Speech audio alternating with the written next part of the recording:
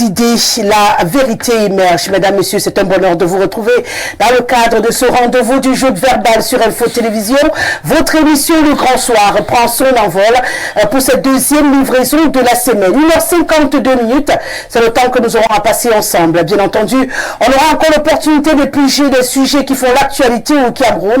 On parlera encore de cette couverture santé universelle qui semble faire le chou gras de la presse nationale et internationale depuis quelques jours. Où en est-on exactement avec ce processus pourtant indispensable pour le peuple camerounais? On va en parler. Également à l'ordre du jour, ce soir, il est question de s'attarder sur la question des qualités des partis politiques au Cameroun. Faut-il finalement la qualité ou la quantité dans la création de ces partis politiques? La question nous interpelle à l'homme bien sûr de ce rendez-vous de 2025 au Cameroun. Mais avant de parler de ces sujets qui font l'actualité, notre drame s'est produit sur la falaise de Tiang. Cette nuit, cette fois, c'est plus de 7 morts qui ont été enregistrés. Il y a quelques jours, nous étions ici pour parler des 5 morts de la falaise de Tiang, pour parler, bien entendu, de l'ancien lion indomptable, l'endiguement qui est mort sur nos axes routiers. Et aujourd'hui, on parle encore des Camerounais qui ont perdu la vie sur nos routes. On s'inquiète, on voudrait des solutions. Qu'est-ce qui manque pour que la quantité de ces accidents soit revue drastiquement à la baisse? La question nous interpelle au plus haut point et bien sûr le Grand Soir en fait l'ouverture de son émission. Je vous propose de vous installer confortablement juste le temps d'un détour et puis on dit bonsoir au panel qui nous accompagne.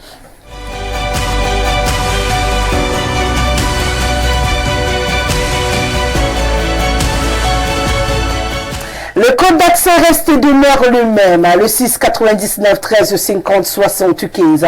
Par SMS ou par WhatsApp, vous pouvez réagir. N'hésitez surtout pas, et du mieux que nous pourrons, nous rendrons solennel à toutes vos réactions. Je rappelle également que notre plateforme Facebook Info TV Cameroun reste disponible pour les amoureux des tabloïds, peu importe où vous vous trouvez en ce moment. Vous pouvez bien sûr réagir, et bien sûr, nous on fera notre boulot de ce côté. Sur ce, j'ai envie de dire bonsoir. Émile Messi qui est avec nous ce soir. Bonsoir. Il sera encore la voix du RDPC, tout d'or vêtu, et puis c'est le tigre, c'est la panthère, c'est un animal dangereux de la forêt. Je m'inquiète. Qu'est-ce que tu vas déchiqueter ce soir? Il n'y a pas à s'inquiéter. C'est un rendez-vous déjà habituel et très connu. Je retrouve mes amis ici que vous aurez l'honneur de présenter vous-même. Donc je crois que... T'es prêt quoi? Tout simplement que, entre-temps, votre ami est devenu également un chef. Dis-le à haute voix, là tu murmures. Il est peut-être dans ses attributs d'une manière ou d'une autre, mais sinon il n'y a pas d'inquiétude. Le volume sort. Il n'y a pas d'inquiétude. Donc tu es devenu un chef traditionnel, deuxième, troisième degré. Vous étiez pourtant invité. Mais... non, ne m'embrouille pas en direct, tu vas arroser ça. On aura pourtant l'occasion d'en parler pour que je ne passe pas la caisse après. non. Premier, deuxième, troisième degré. Ce n'est pas ça le plus important. C'est juste que désormais tu as aussi une autorité traditionnelle. C'est ça le plus important. D'accord, donc, Majesté. Pour dire bonsoir également. Je reste sur lui ici ou je commence à rajouter Majesté devant le nom? C'est moi-même tout compte fait. C'est des attributs, mais on est d'abord soi-même. Merci d'être là, Émile. Et bien évidemment, tout dépendra de la casquette qu'on pourra convoquer. Bien sûr que je pourrais convoquer. Selon les circonstances. Bien sûr. Pour l'instant, vous m'avez présenté comme celui-là qui doit porter la voix du RDPC du pays, le RDPC. Vous voyez donc là, ça devient très très complexe. Comme quoi, ne vous inquiétez pas. Donc, c'est le modeste militant du RDPC qui donne sa contribution par rapport au sujet que vous allez poser sur la table. C'est un bonheur de l'apprendre. Toujours ravi lorsque je suis convié par Rosalie Nguesele prendre part à ce grand débat du Grand Soir. Ah oui, ici ce sont les arguments qui prévaut. On discute, on essaye de faire éclore la lumière et la vérité, même comme la vérité philosophique a plusieurs axes d'appréhension. On essaie d'avoir la vraie vérité, comme certains Camerounais le disent. Qu'elle soit philosophique, juridique, historique et tout ça, pourvu que ça participe à l'édification du pays. Merci d'être là, Émile. On va également dire bonsoir à Romari Kabi, qui est un enseignant. Il est un peu la société civile sur ce plateau et c'est toujours un bonheur de l'accueillir dans le cadre de cette émission. You are welcome, Mr. Romari Kabi. Thank you, Mara Rosaline. Good evening to my fellow Cameroonians. And thank you for giving me the opportunity to contribute to the socio-political state of my country. I am happy to meet Mr. Messi, Messi. I watched him a few days ago on Equinox television. I've been watching it on Info TV. Yes, and happy to meet him face to face and to seize the opportunity to tell him that Yaoundé is very dirty. Very, very dirty. Pour te dire que Yaoundé est sale. Non, if il ne comprend pas anglais, parler en français. Oui, Yaoundé est très sale. Le plus sale capital que j'ai jamais vu dans ma vie. J'ai fait 3 pays. Yaoundé est tellement sale. Et c'est vous qui gérez RDPC. Donc faites votre travail. Voilà. Mais le Yaoundé est comme Kigali à Rwanda, comme Abuja, Nigeria, comme Libreville, Gabon, comme Équatorial Guinée, je pense, Malabo. Il y a l'argent. Chaque année, vous défendez le budget. Tout ça part où? Il faut mettre ça pour que les Camerounais voient vraiment le travail. Yaoundé est très, très sale. Dirty City. Et vous, dans bientôt, on va parler de santé. Il n'y a pas santé avec la saleté. Je suis honte de mon pays, surtout la capitale Cameroun, Yaoundé. Thank you, Mr. Romari Kabi, you are welcome. Bien entendu, Jean-Colin de Fessokan est avec nous. Comment parler des accidents? C'est vrai, j'ai fait cette erreur dernièrement. Il n'était pas là pour défendre les syndicalistes.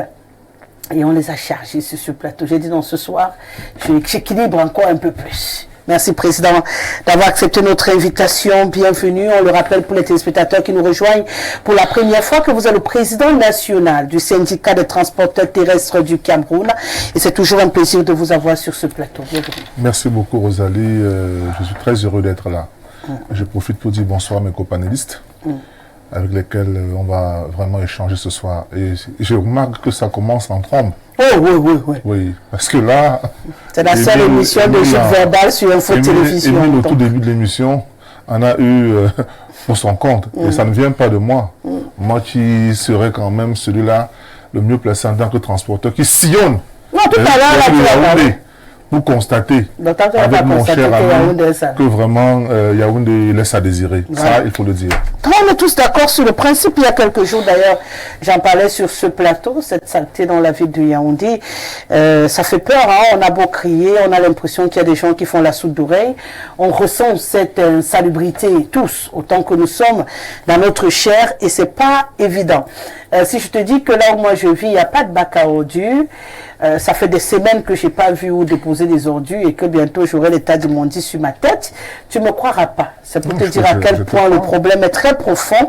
Il faut que des solutions idoines soient trouvées pour le bien des Camerounais. Vivement qu'on ait un bac à ordures à la route Siméon. On peut pas avoir tout un quartier Siméon. Il n'y a aucun bac à ordures. Dès que tu as traversé Foulan, tu peux trouver le prochain bac à ordures à Tam Tam. Donc on traverse tout un quartier. Et un grand quartier, très peuplé. Il n'y a aucun, et je pèse mes mots, aucun bac à ordures. Donc si tu habites Siméon, tu veux vider tes ordures, tu dois aller à Cassia. Donc tu prends le taxi. Tu prends le taxi pour aller vider les ordures. Et c'est très dangereux. À deux fois, tu pars à Dominique Savio. Je ne sais pas si vous maîtrisez très bien les contours qu'il faille faire. En fait, c'est un taxi pour vider les ordures. Donc vous imaginez la population. Je suis obligée d'en parler parce que désormais je suis habitante de cette zone-là.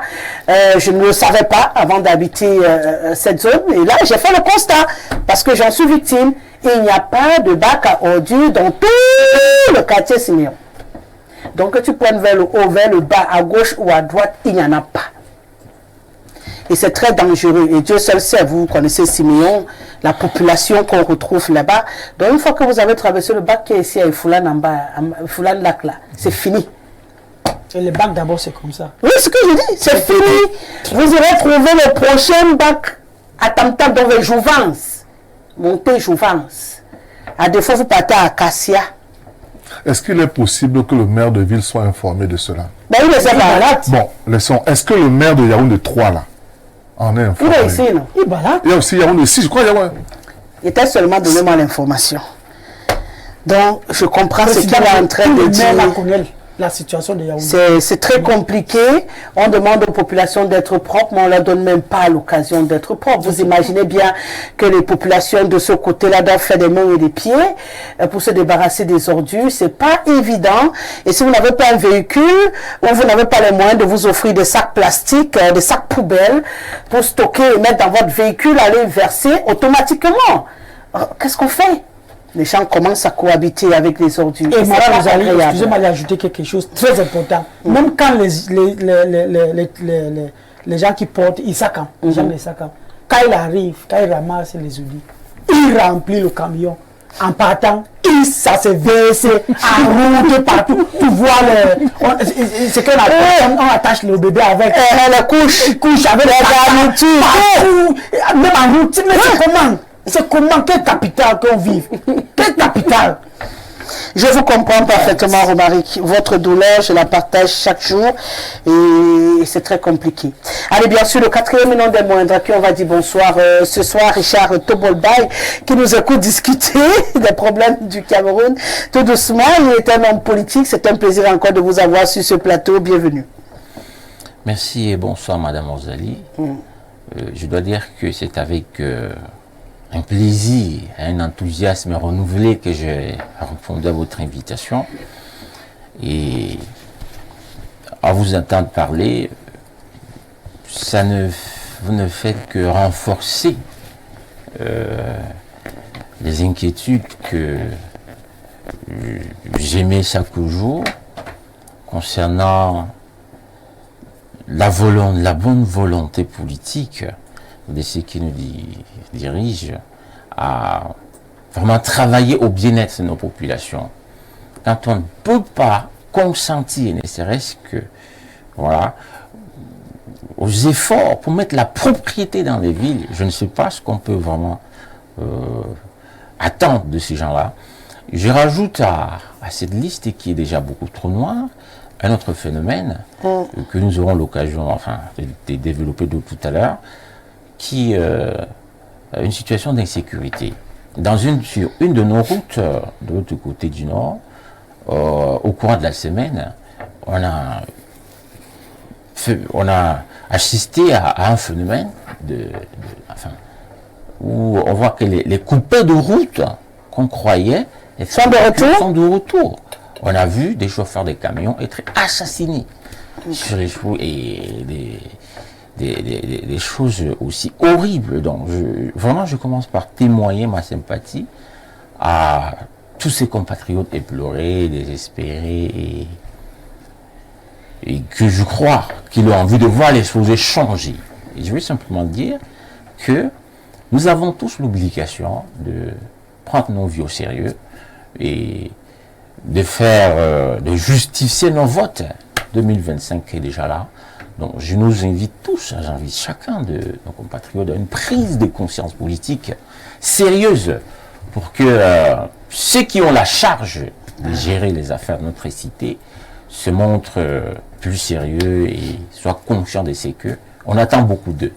D'accord. Donc, je salue tous vos très nombreux et fidèles téléspectateurs et chacun de mes co-discutants. Merci d'être là, Richard Tobolbaï. Dernier salut et premier à intervenir. On parle justement. Peut-être avant de lancer, j'aurais voulu aussi ajouter par rapport à l'insalubrité tout à fait. D'accord, allez-y. Pour que je ne revienne plus. Non, comme ça, il est fini. Comment il faut arrêter après? Oui, c'est-à-dire que, pour dire que j'ai bien suivi le message de mon compatriote qu'il m'adresse sur la question de l'insalubrité dans la ville de Yaoundé. Et il a d'autant plus raison que je porte la voix du Rassemblement démocratique pour qu'on est sur ce plateau. Et en même temps, les maires, disons-le comme ça, de la ville de Yaoundé ont tous été investis par le RDPC. Et je voudrais lui dire que mon bombo, M. Atangana Luc, qui est le maire de ville, qui porte également mon nom, suit cette émission et est interpeller au premier chef pour que quelque chose soit fait. Lorsque nous parlons de la salubrité, c'est d'abord ces collectivités territoriales. C'est d'abord ceux qui ont un mandat, qui ont promis qu'ils travailleront aux côtés des populations. En même temps, je voudrais également témoigner. Moi, je suis de Yaoundé 5, où les choses sont curieusement différentes. Avec à la tête de cette mairie, Bala Augustin, parce que moi, je suis habitant de cette mairie-là. J'invite les populations, alors les autres mairies de Yaoundé, et aller s'inspirer de ce qui se passe effectivement à Yaoundé 5, où les populations sont mobilisées pour participer à la propriété de la ville, de tous les quartiers, de toutes les rues. Donc, vous vous rappelez bien que cette ville a d'ailleurs eu le premier prix de la commune la plus propre, il n'y a pas très longtemps. Donc, je crois que cet exemple-là doit inspirer beaucoup d'autres communes pour dire que tout n'est pas seulement mauvais. En même temps, je voudrais également dire que la salubrité est une affaire collective. Il ne s'agit pas tout simplement de dire que les maires font ceci. Je vous dis, là c'est un éducateur qui vous parle. On ne politise pas tout.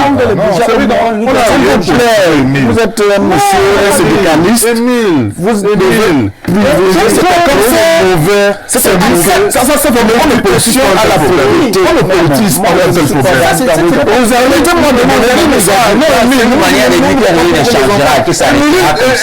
c'est aussi ça. Vous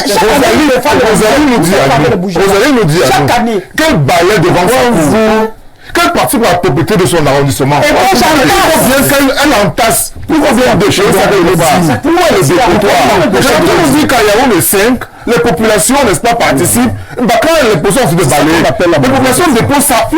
C'est ça qu'on appelle le problème d'une rosette. Laissez-moi délivrer le message. Laissez-moi délivrer le message que la propriété, c'est aussi une éducation.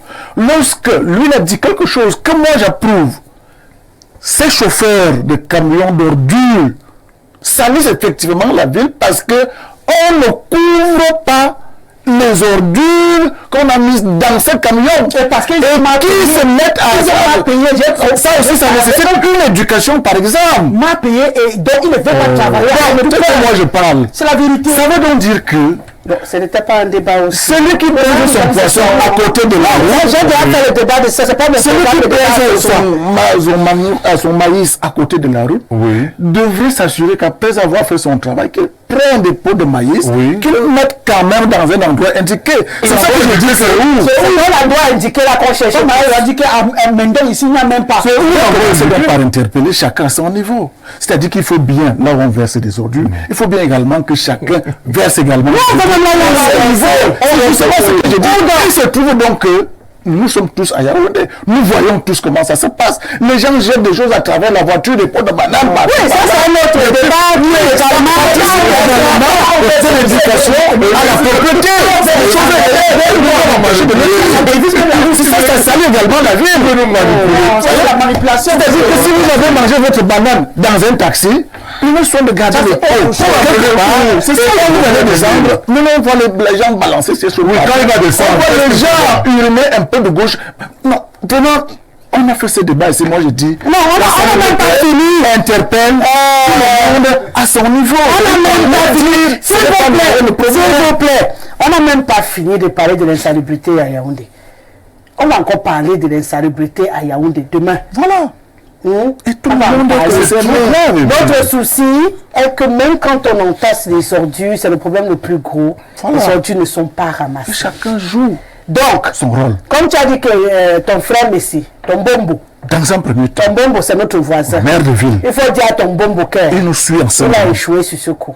Bien sûr. Je pas. Non, je te dis seulement. Pas dit parce que tu as que nous mettre les bacs partout. Ça là, ce n'est pas le débat. On est en train de causer.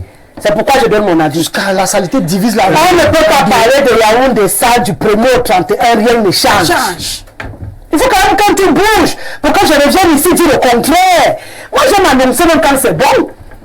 S'il doit seulement venir dire quand c'est mauvais, mais ça me fatigue même aussi, non? C'est pour ça que j'ai dit que lui, il a entendu.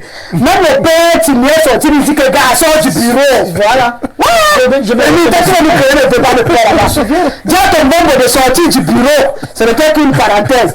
Papa sort du bureau.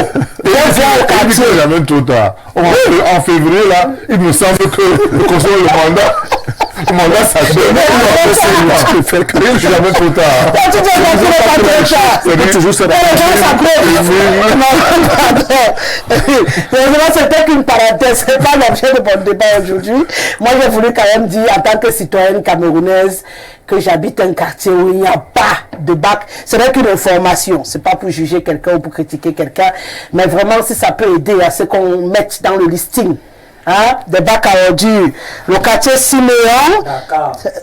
Et Dakar, il n'y a pas aussi de bac là-bas. Voilà notre quartier. C'est de quel côté Dakar? Dakar en haut, Dakar. Dakar en haut, Dakar en bas. Il n'y a pas de. Voilà. Dakar en haut, Dakar en bas. Il n'y a pas de bac. Ngouaïkele. Ngouaïkele, de quel côté? Voilà, quand vous parlez, il y a un endroit, ils appellent Parlement. Il y a un endroit là où il n'y a pas de bac. Carrément la route. Les ordures coupent même la route. C'est terrible. Voilà. C'est bien, diffuse la route. Je vous ai dit qu'à Yaoundé, il n'y a pas ce genre de problème.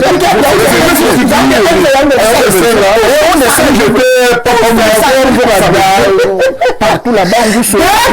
la magie là-bas. D'accord, je parle de message sort du bureau.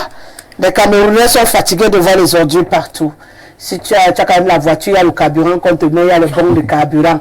Fais le tour, sillonne, pour rien comme ça, sors incognito, sans le cortège.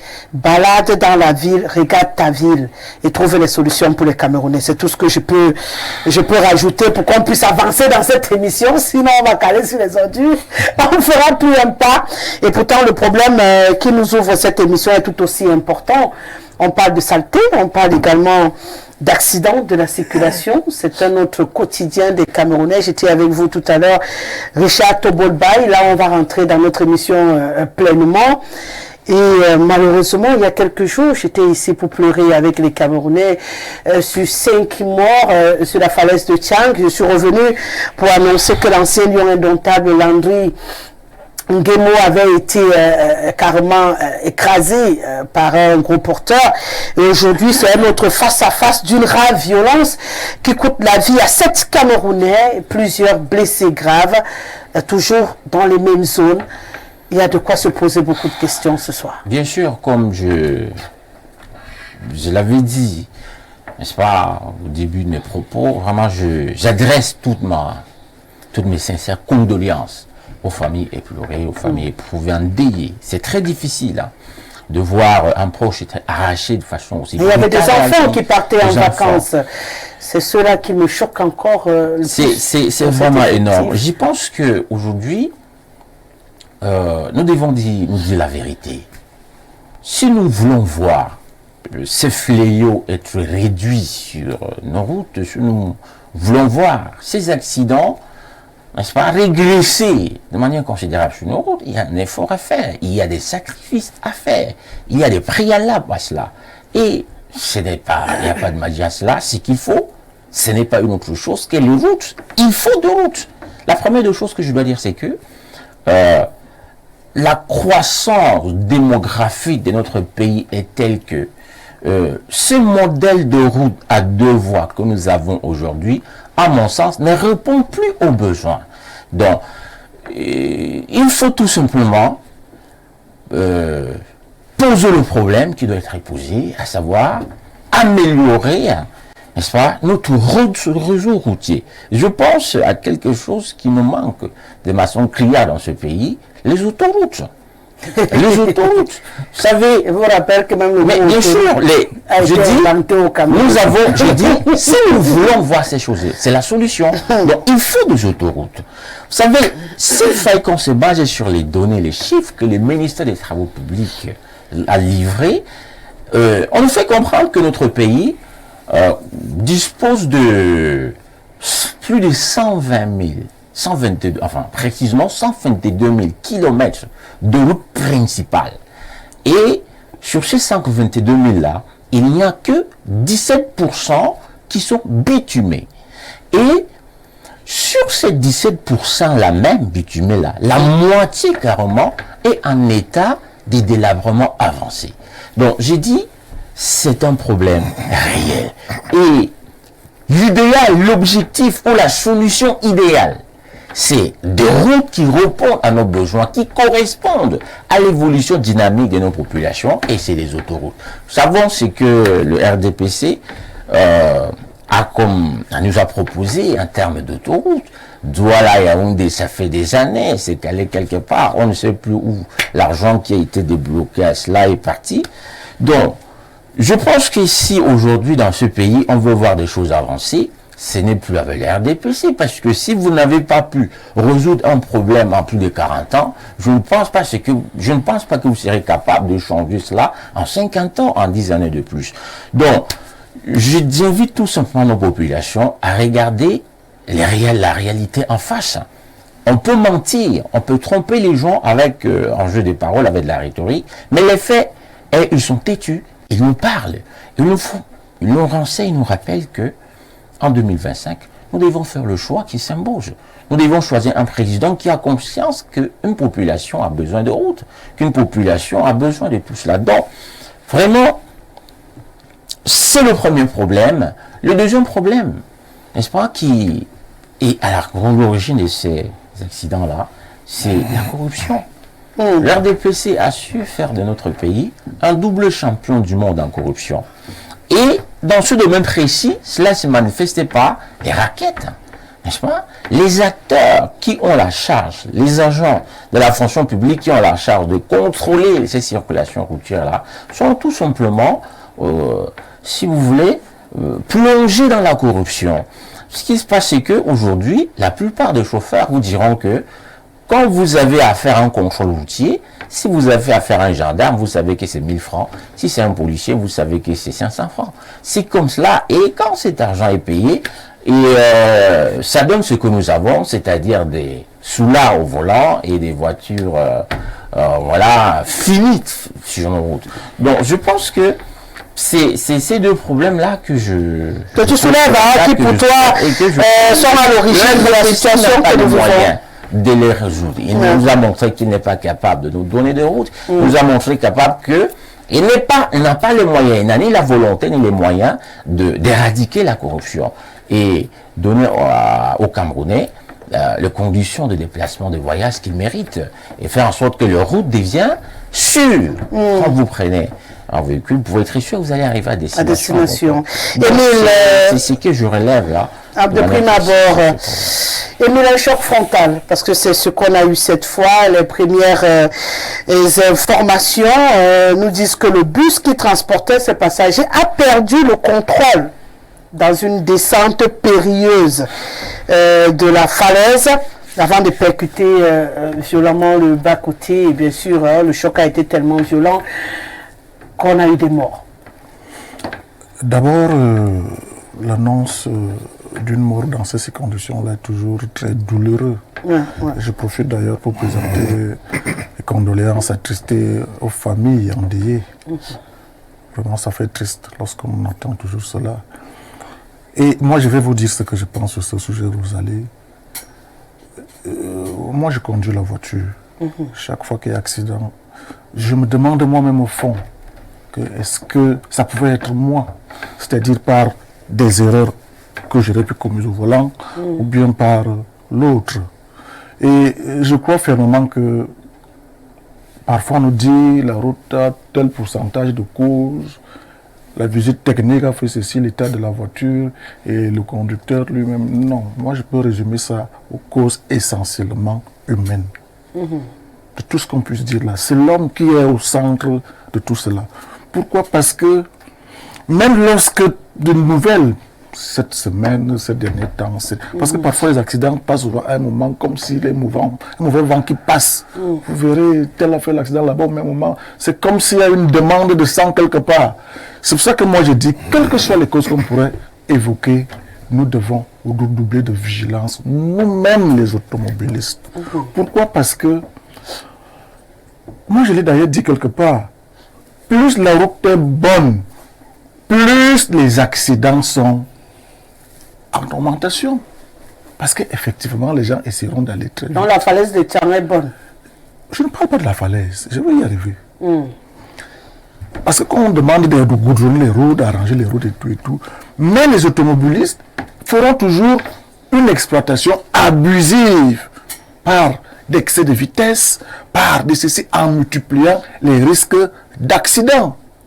Or, si nous prenons réellement conscience, vous passerez quelque part, on va vous dire ici 12 morts, ici 16 morts. Ça n'interpelle personne. Les gens roulent toujours comme s'il n'y a jamais rien eu.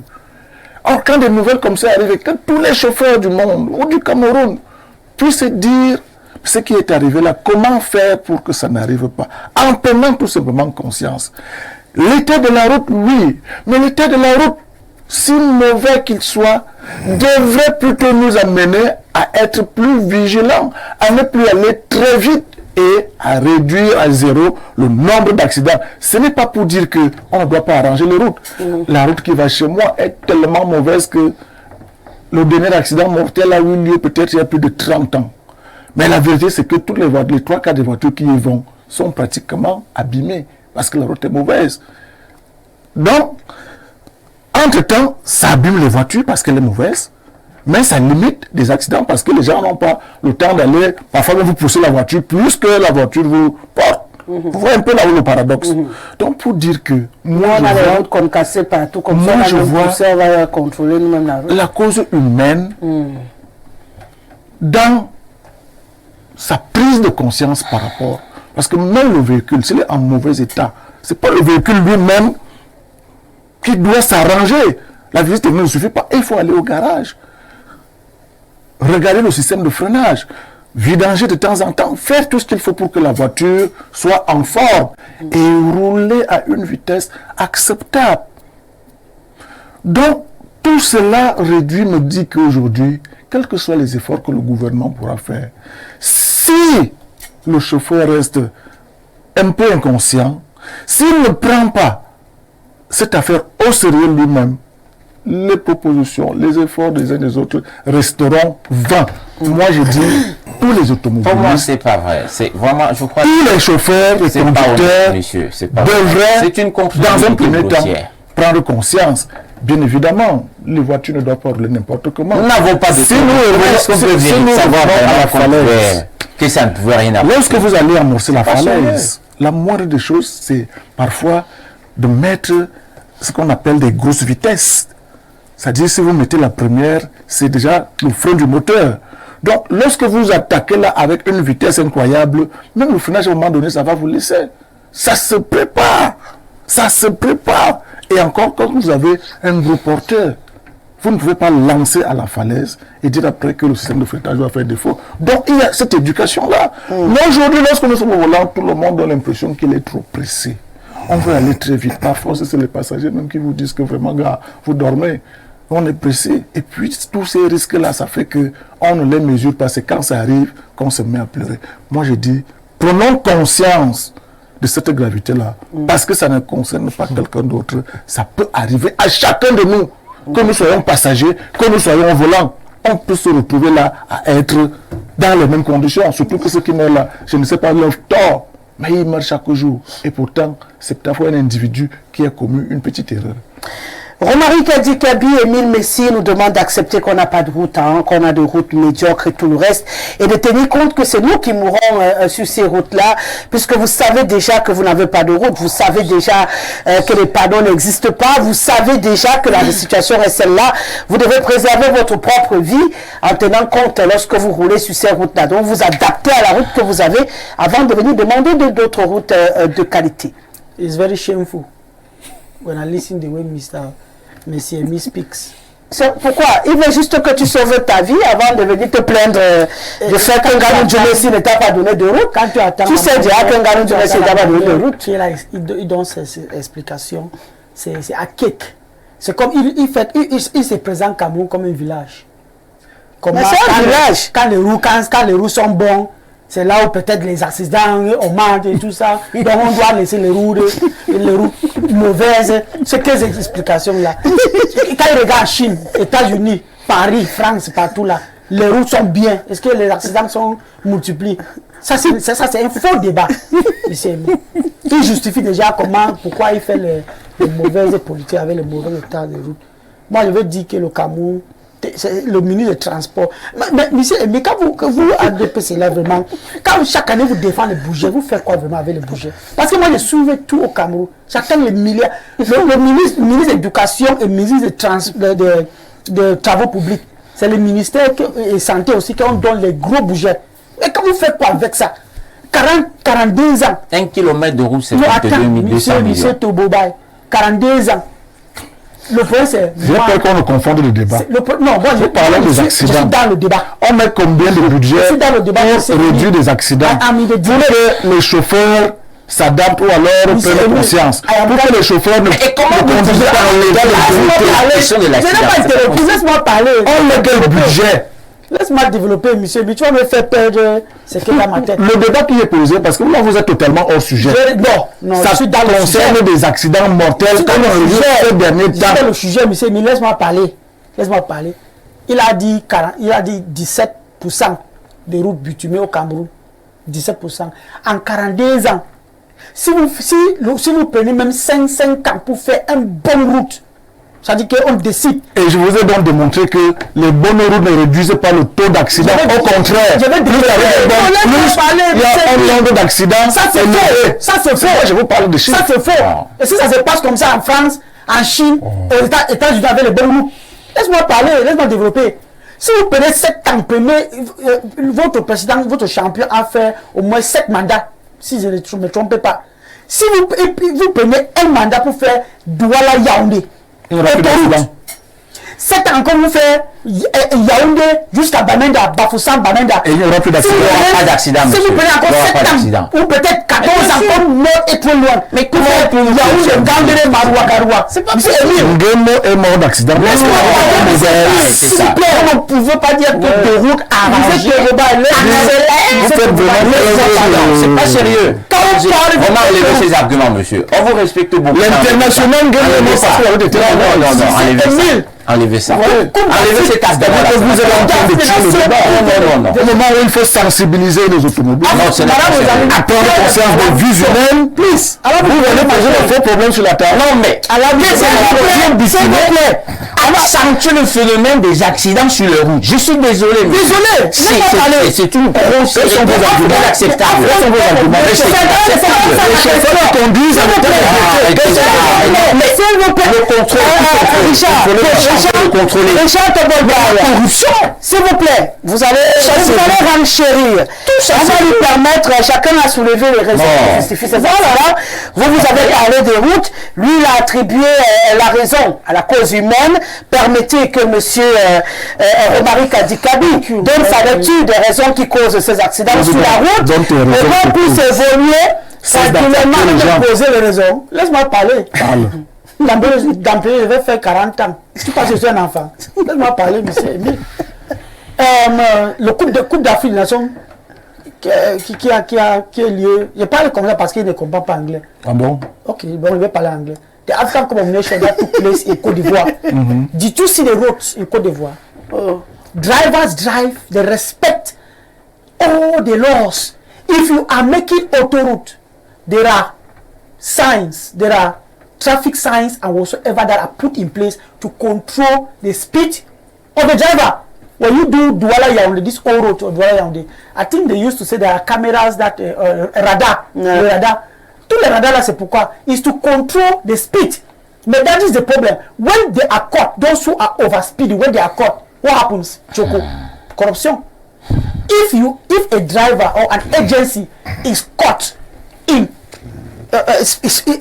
speeding more than the normal speed, and that agency is sanctioned severely, I tell you the rest, we toe the line. But when they are caught, what happens?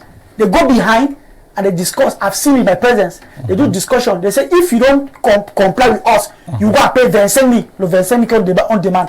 Donc, ils s'entendent entre eux et ils prennent ce qu'ils prennent et ils laissent la voiture part. Et quand vous faites comme ça, le chauffeur, lui, il sait déjà que if I overspeed, they catch me. This is what I will settle. That is my problem. Corruption. Look at the road to Chang, la falaise. I'm not saying that the cost is just because of the government. We, the drivers, as Irali said, have their own. But the drivers come as a secondary. The primary is the government. When they were constructing that La Falaise, they never saw the danger of that mountain, that hill, that, you know, comme ça. Ils ont vu ça. Mais pourquoi ils n'ont pas fait pour construction adaptée à la zone accidentelle? And put everything in check so that when the drivers get there, they have to slow down to cross one, vous appelez ça en français, back control, Dodan. From Dodan to Dodan, ça va limiter la vitesse du chauffeur. Mais quand tu regardes la route là, c'est comme on a fait seulement comme ça. Encore, pourquoi les routes se dégradent? Bad governance, embezzlement. The 1 kilometer road to be made in, if you have to go 1 kilometer road in Morocco, it is times 3 of what is done in Cameroon.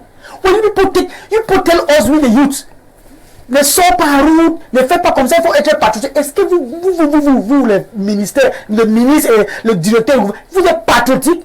On vous donne l'argent du pays, que fait la route pour vous, votre route, pour le Camerounais. Vous détournez l'argent, vous faites le route n'importe comment. En 2 ans, tu vois comment la route est déjà commencé à gâter. C'est-à-dire qu'en 2 ans, potholes everywhere. In a road that you hear of milliards. Those potholes are contributing to the accident. I am just from traveling. I came back. The way I was afraid in the bus, my boss was making like this. I was just holding the seat. People were laughing at me. I was afraid. The state of the road is. Les voitures évitent la route. Elles évitent la route. Please, I want to beg this government. You people should put all the measures in place. One, take time to fix your road. As a Cameroonian, that you love your country. When you see Morocco, Tunisia, Algeria, Côte d'Ivoire, Nigeria, Ghana, South Africa, you see their roads. Are you not jealous? Why can't you make Cameroon to have such roads? And then put all the measures in place to limit accident. Good roads do not cause accident or promote accident. Good roads comes with other facilities to control accident. So, Mr. Emile, bad governance and corruption is what is killing us in this country. And lastly, I will talk about that falaise. It's like it's a spiritual problem, because every time it's la falaise. Non, mais quand même aussi, les gens là-bas, ils doivent limiter les sorciers baissent la pression. Parce que pour moi, je ne vois pas les accidents là-bas comme c'est normal.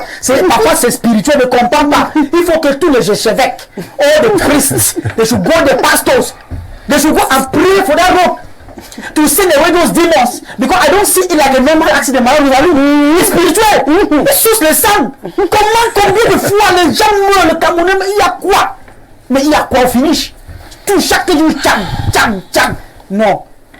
Il faut que les esprits de Tchang fassent quelque chose. Côté-là. And then the government too should put measures. They should go there and work immediately to put measures to limit the control.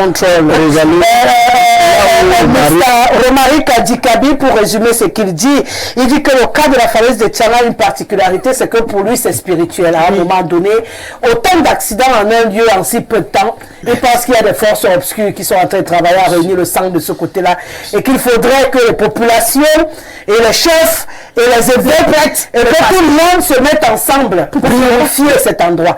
Mais pour le reste des accidents au Cameroun, il trouve que le gouvernement camerounais a la majorité de la cause, en fait, est fautif en majorité, parce qu'ils ne prennent pas les mesures disponibles pour limiter les dégâts. Et il a dit qu'on sait déjà que la falaise de Tchang, même en construisant, on aurait dû tenir compte d'une zone montagneuse et qu'il fallait tenir compte de la construction. Pourquoi on ne met pas des Dodan pour pousser les gens à ralentir, par exemple, dans cette zone-là, et les contraindre à suivre un rythme précis? Maintenant, les populations, c'est la suite des chauffeurs.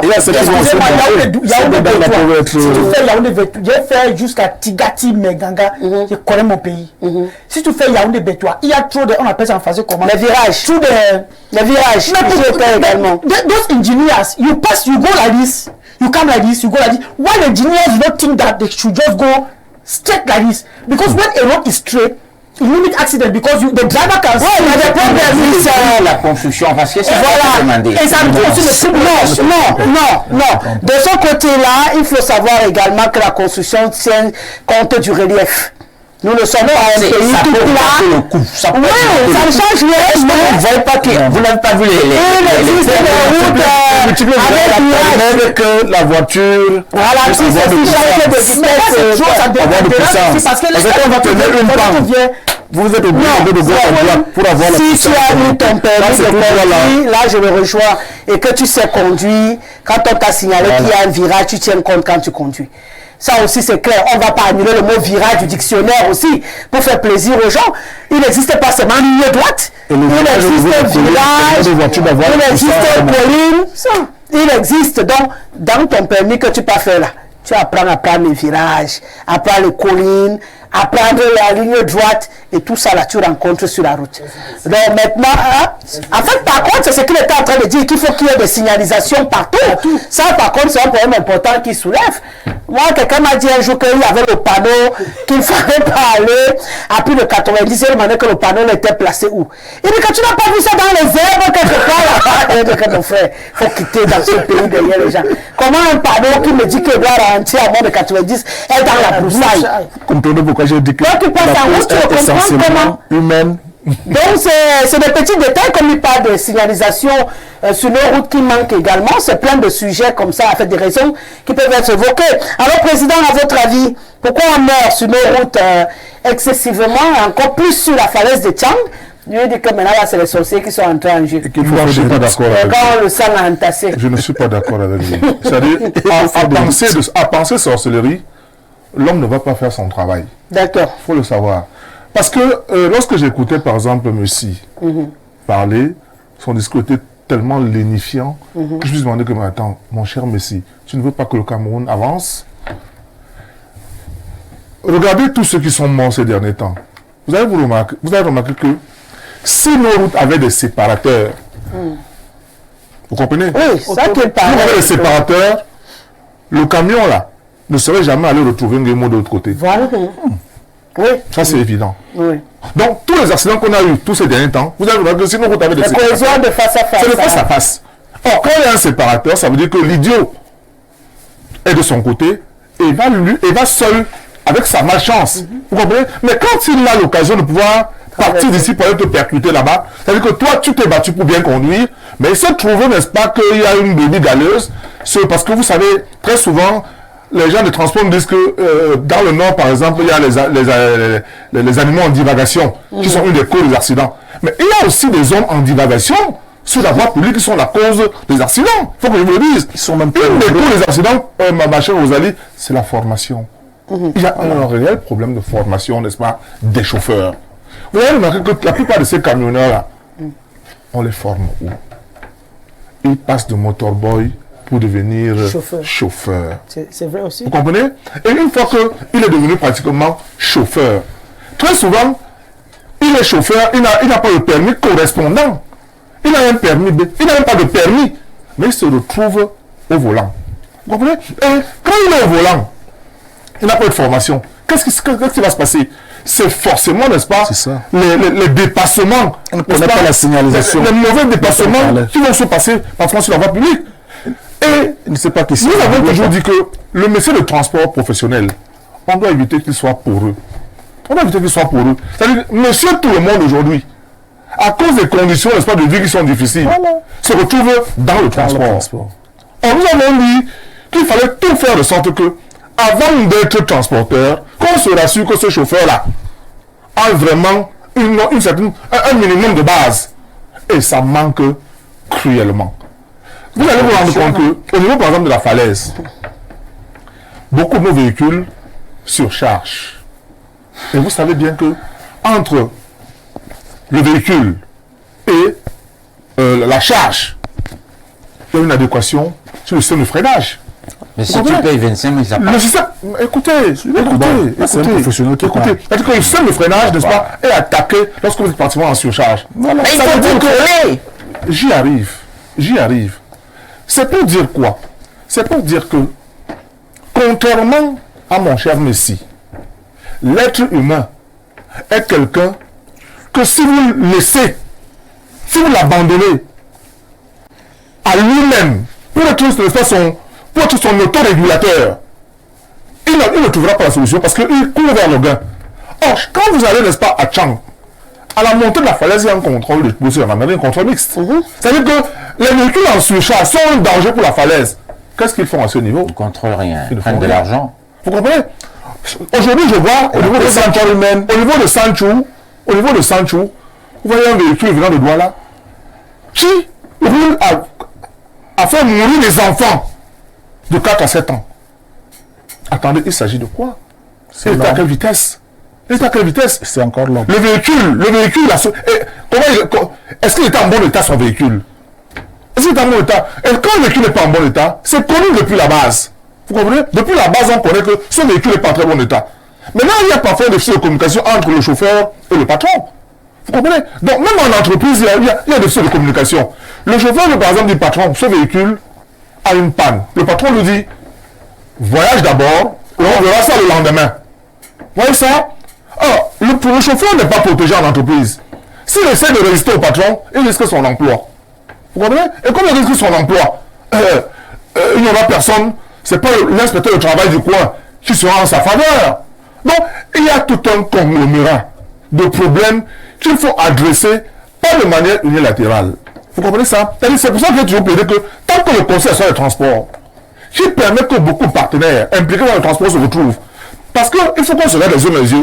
C'est très grave, mon cher. C'est le contrôle qui amène tout le monde à se mettre très grave. Il y a le contrôle. C'est la peur du contrôle. Vous savez amener ces gens-là. C'est exactement de ça que je parle. Contrôle-là. Le chef de l'État, son excellence Paul Biya, a décrété le Conseil national des transports.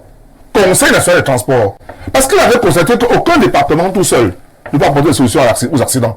Il fallait donc que tout le monde se retrouve pour apporter des problèmes, des réponses aux questions qui se posent. Malheureusement, ce conseil n'a jamais siégé, ça fait 23 ans. Jamais.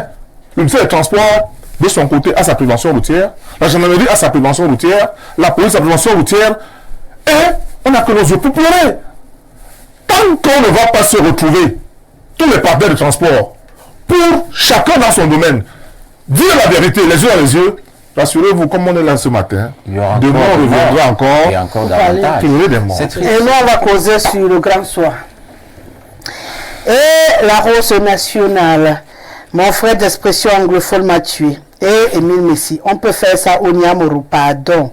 Que le RDPC désigne un jeune de la tranche du général Oligui Nguema qui est en train de créer Libreville 2. Qu'est-ce que nous avons fait pour mériter ça? Les dirigeants camerounais n'ont aucune pitié de leur peuple. Pensez à la vindicte populaire. Ce peuple sera sans pitié. Avez-vous pensé où vous irez vivre? Nous allons vous rendre ce dont vous nous avez servi à Bimté. Sans que ma téléspectatrice a été touchée. Bonsoir à vous sur le plateau, s'il vous plaît. Je ne sais pas, il dit qu'il n'écoute rien. Je ne sais pas quel problème il a. C'est vous qui êtes à l'extérieur. Hein. Vous pouvez sûrement vérifier ce qui dérange mon cher téléspectateur. Bonsoir Madame Rosalie, à ton panel. Le RDPC est la pire des choses qui soit arrivée dans notre pays. Même Dieu nous a abandonnés à cause de Amman Blaise depuis quoi. Dieu ne nous a pas abandonnés. Bonsoir ma chère Rosalie. Nous avons fait notre émission sans le RDPC tranquillement hier. Hein.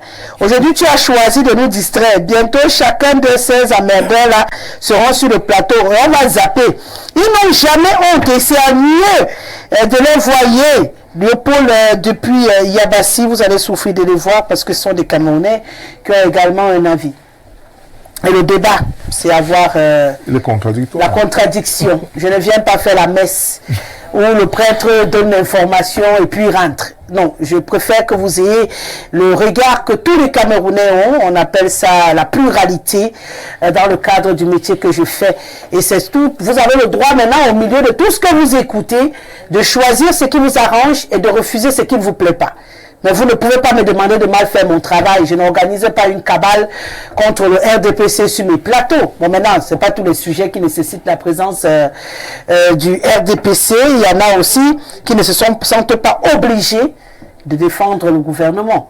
Ça aussi, c'est vrai. Le RDPC, c'est un parti politique. Logiquement, il ne devrait pas se sentir obligé de défendre les actions du gouvernement. Mais quand c'est le cas, qu'est-ce qu'on fait? On gère. Bonsoir, vous allez demander à M. Messi si la poubelle qui est à l'entrée du lycée bilingue des Sources est dans quel Yaoundé. Demandez à M. Messi, il vit vraiment dans Yaoundé 5, la poubelle là, du lycée bilingue de Sos, pour ne citer que celle-là, je laisse le reste des autres poubelles. C'est Rigobert Dabom qui nous écrit. On met le cap sur les États-Unis d'Amérique. Bonsoir Madame Rosalie. Yaoundé, évidemment la cité capitale la plus ordurière en Afrique. Très bien. Madame Rosalie, ils font quoi même avec le budget là? Ils chopent ça seulement. C'est Blondet depuis les États-Unis d'Amérique. Tu as employé un langage que je n'ai pas écouté depuis longtemps. Bonsoir la Rose nationale. S'il vous plaît, n'invitez plus le RDPC sur les plateaux. Ces gens s'expriment invités rien que les opposants pour les critiquer. Rendez-vous en 2025, Monsieur Tadio depuis Mbalmayo. Je ne vais pas vous donner la même réponse qu'alors tout à l'heure. Hein. Bonsoir la Rose. Demandez à Émile Messi de nous citer au moins 2 secteurs qui marchent au Cameroun depuis que son champion a pris le pouvoir en 82. Demandez à Monsieur Messi si ses voisins à Yaoundé peuvent le voter s'il se présente à une élection. Qu'est-ce qu'il a fait de mauvais pour qu'on ne le vote pas? Allez, on va du côté du Gabon. Bonsoir madame, 42 ans au pouvoir. Le RDPC va nous dire que même aux États-Unis, il y a des accidents. Mais que le RDPC n'oublie pas que madame, la mort est aveugle. Monsieur Messi a déjà justifié en disant que quand la route est bonne, elle devient plus dangereuse. Monsieur Messi, vous pensez que ceux qui nous regardent là et qui vous regardent sont des ignares? Quel est ce pays où la honte n'existe pas? Comment vous pouvez infantiliser tout un peuple et nous dire que quand la route est bonne, on va faire les accidents? Est-ce que vous savez qu'il y a des étrangers même qui nous regardent? C'est vraiment une honte d'être Camerounais dans ce pays aujourd'hui. Hein. Vraiment, on ne comprend plus rien. Bonsoir madame et à votre riche panel, on est toujours au Gabon. L'état de la route ne peut justifier un accident. Bien conduit, c'est adapter sa conduite aux circonstances et à l'environnement. Dans les familles, c'est toujours celui qui a échoué à l'école qu'on envoie à l'auto-école. Résultat de course, il ne peut pas prévoir, analyser et anticiper. C'est Michel Kameni depuis le Gabon. Voilà. Bonsoir ma chère Rosalie et de même à ton panel. Monsieur vient de dire quelque chose de très important, à savoir des sacrifices. Il ne voudrait pas la traduire que chaque fois qu'on est à la veille des élections, c'est comme ça qu'ils font les sacrifices. Par conséquent, il faut leur demander des comptes pour tous ces hécatombes. Messieurs, ses amis du RLA, moi-même je suis d'accord, il y a la sorcellerie dedans. C'est Rigaud du PK12. Bonsoir Rosalie, les routes ne sont pas bonnes, mais les 95% des accidents sont à l'origine de l'inconscience des Camerounais eux-mêmes. Ils conduisent très mal, d'autres ont des faux permis. La visite technique est la vraie comédie et tout le monde le sait. Ainsi va la République. Même si les routes sont bonnes, il y aura toujours des accidents graves si nous ne changeons pas de comportement. C'est Jules depuis Douala. Bonsoir madame. C'est mon avis. S'il vous plaît, celui du RDPC l'a dit, lui qu'il faut qu'on élargisse au moins la route, simplement. Le RDPC, c'est une partie qui n'est pas humaniste envers les Camerounais. Ne lui donnez plus la parole. Maïkano, Ousmano, depuis c'est pas sérieux. Romaric, s'il te plaît, continue en anglais afin que Messi nous laisse un peu. Quand tu vas parler en anglais, il va pas attendre. Je suis là pour traduire. Bonsoir, madame Rosalie. L'anglophone sur ton plateau devrait s'exprimer dans une des langues officielles, préalablement en anglais. Il peut être mieux pertinent. Il est libre, il le sait. Il est libre, il le sait, parce que j'ai au moins la chance d'avoir un bilinguisme acceptable au Cameroun. Donc j'attends parfaitement l'anglais et il le sait. Donc maintenant, puisqu'on est sur un plateau bilingue, il peut parler en anglais, je te parle en français. Moi, je n'ai pas un problème à ce niveau-là. Mais il essaie de se faire comprendre de ceux qui n'ont pas une grande maîtrise de l'anglais pour que ces informations passent. Donc, il peut jouer entre les deux. C'est le Camerounais que nous envions, d'ailleurs. D'ailleurs, oui, justement, il est enviable. Lui, il peut naviguer entre les deux langues, mais tout le monde ne peut pas se taguer de pouvoir faire la même chose sur ce plateau. Donc moi, je l'encourage à naviguer comme il le fait. C'est aussi ça, être Camerounais. Une fois de plus, bonsoir madame. S'ils n'ont pas pu dégager les ordures dans nos rues, ce n'est pas construire une route qui leur sera facile. C'est Blaise Angot depuis Obala. Waouh! Tenue orangée pour une consommation médiatique. Mon ami Émile, grand églysien de la mission étatique, à l'image d'un homme qui dévorant de son regard perçant Rosalie. Romaric, l'enseignant, lui aussi teigneux dans ses analyses et admiratif de mon ami Messi, malgré la salubrité régnante dans la cité Ongola. Des Fossokan tout de noir vêtus dans des batailles tragiques en a pu finir sur nos pistes de la pierre polie. Nos ordures dans ma descente Fundi Market ont pour chute la rivière Fundi, que j'appelle la scène des ordures humaines et matérielles. Richard a écouté ses lamentations, est victime de céphalée cérébrale pour une hospitalisation vers où je lui dirai plus tard. Encore des familles endeuillées sur nos pistes de la pierre polie, malgré que des milliards en termes d'investissement prennent une autre destination dans la jouissance financière et matérielle chez ces hauts dignitaires de la République. Le ministre, lui, dans ses suspensions et retraits de permis, et puis quoi encore? Il faut en termes de gouvernance active des routes adaptées au trafic intense, y compris la responsabilité individuelle avant que d'être collective, afin de prévaloir la prudence.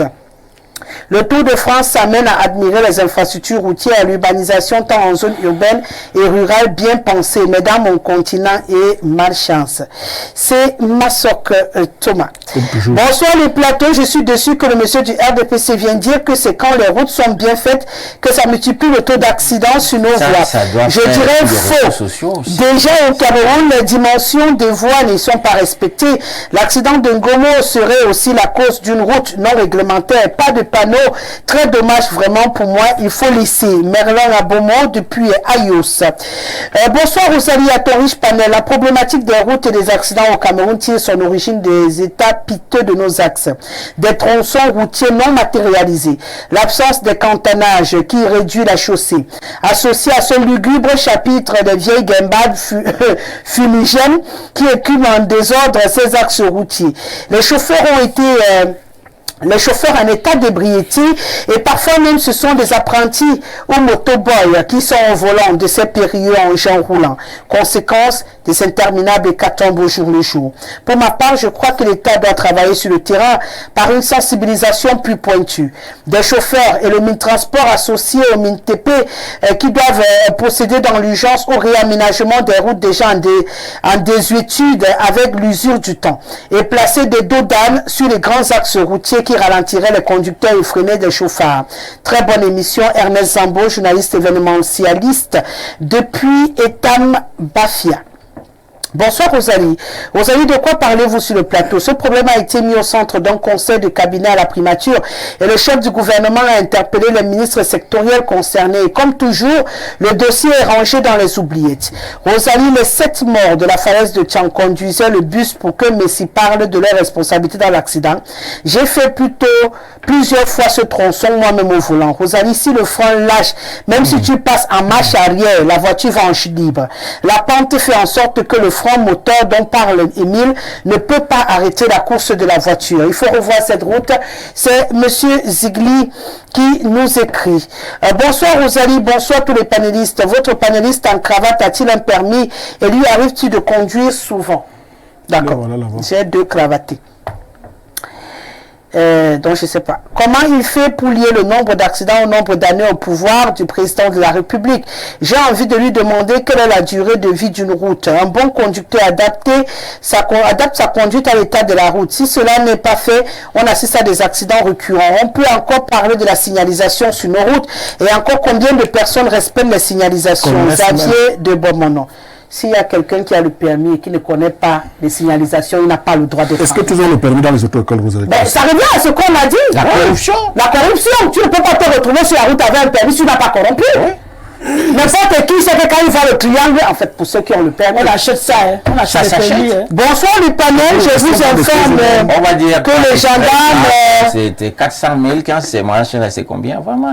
Que les gendarmes sont en train d'arnaquer les motomènes entre Ngem et Afanoya à l'heure actuelle. Ils disent qu'ils réclament les papiers et prennent de 5 000 à un motoman pour faute de papier. Le commandant de Nokubu doit être interpellé pour compliquer avec ces éléments contre les jeunes de la barrière. Je crois que le message est passé. Bonsoir à vous sur le plateau. Vraiment, l'enseignant a raison. La mauvaise gouvernance et la corruption sont les fléaux à éradiquer dans ce pays. Sincèrement, le président est très mal entouré. Ce dernier voudrait tellement bien faire. Hélas, le pays est déjà chez nous. Peut-être que la future génération viendra seulement le mettre à plat ventre. Anyway, inscrivons-nous massivement sur les listes électorales. Bonsoir à vous sur le plateau. Lorsqu'on parle de cause humaine, le gouvernement est en partie impliqué car c'est eux qui ne font pas leur part. La route ne dérange pas seule. Les nids de poules ne sont pas signalés. Là aussi, c'est la cause du gouvernement. Les routes nationales devraient toutes avoir des séparateurs au milieu. Bonne émission à vous. Jean-Gilles, depuis Douala, réagit également. Rosa, bonsoir. Ne faut-il pas interroger la compétence des moniteurs d'auto-école? Quand je vois la manière dont les Camerounais conduisent, je m'interroge sur leur formation. Explorons la piste moniteur. Un mauvais moniteur ne peut enseigner que sa propre insuffisance.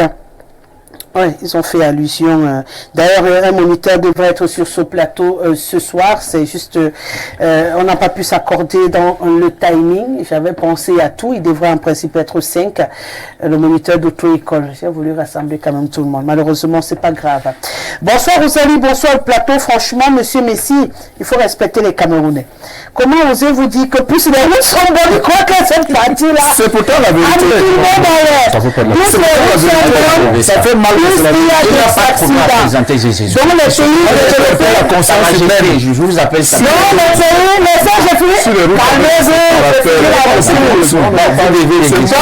Dans les pays développés qui ont des autoroutes à 6 voies là, ont des dirigeants qui sont des malades mentaux, quoi.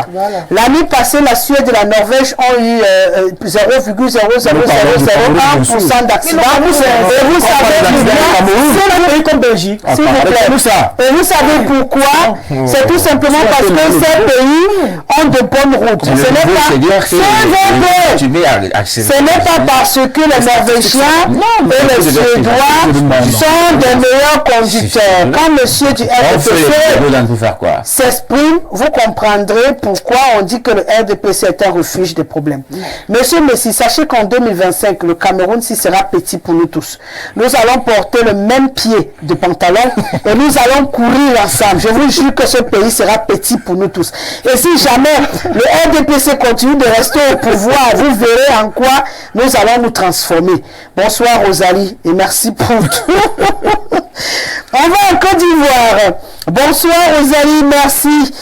237 maintenant, c'est de quel côté?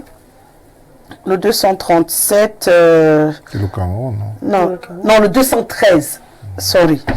Le 213. Bonsoir Rosalie, monsieur, bonsoir le plateau. Franchement, monsieur Messi, il faut respecter les Camerounais. Donc, tout le monde lui demande de respecter les Camerounais. Il faut que je trouve ce pays très souvent. L'Algérie. D'accord. C'est la... merci chérie. C'est pour ça que tu es mon partenaire. Bonsoir la Rose nationale, s'il vous plaît. Demandez à Émile de nous... Non, j'ai déjà compris. Laissez Émile comme ça pour aujourd'hui. Ouais. Il est demandé à Émile. Bonsoir le panier. Tant que la nationale numéro 3 n'est pas réhabilitée, les morts se compteront toujours. Emprunter la route de l'Ouest aujourd'hui est une descente directe dans les ténèbres. Vous êtes en train de me faire peur, hein? C'est censé être à nous à l'Ouest. Passant comment?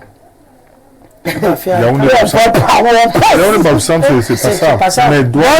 panel. L'affaire d'accident au Cameroun vient d'abord du fait que nos routes ne respectent pas les normes. Certains n'atteignent pas 9 mètres de large. Exemple, quand je vais à Djoum, par exemple, qui tombe à Mayo pour 100 Mélimar, Rosalie, quand le bus de l'agence United prend un virage, le bus occupe pratiquement toute la route. Je parle parce que j'ai vécu. Tu vois comment le chauffeur bagarre pour prendre un virage et c'est pas la seule route au Cameroun qui a ce problème. David me bat depuis Yaoundé. Je vais m'arrêter. Bonsoir la Rose. Salut le plateau. Voici un frère de Belova et Foulan Kribi sera travaillé en 43 ans. Pendant ce temps, les nosotrons cassent les routes au Cameroun. Michel depuis le Cameroun. Bonsoir. Le jour où il y aura des autoroutes au Cameroun, il y aura beaucoup de morts. C'est nous-mêmes qui sommes les causes. Comment? Bonsoir Madame Guessele, à l'allure de Messi. Messi là, même le diable ne peut pas le juger. Et maintenant il est grand notable. C'est à Banda quoi, depuis Akak. Donc là on va que sa puissance. Oh mon Dieu, bonsoir à vous sur le plateau, particulièrement au docteur Richard Tobobaye.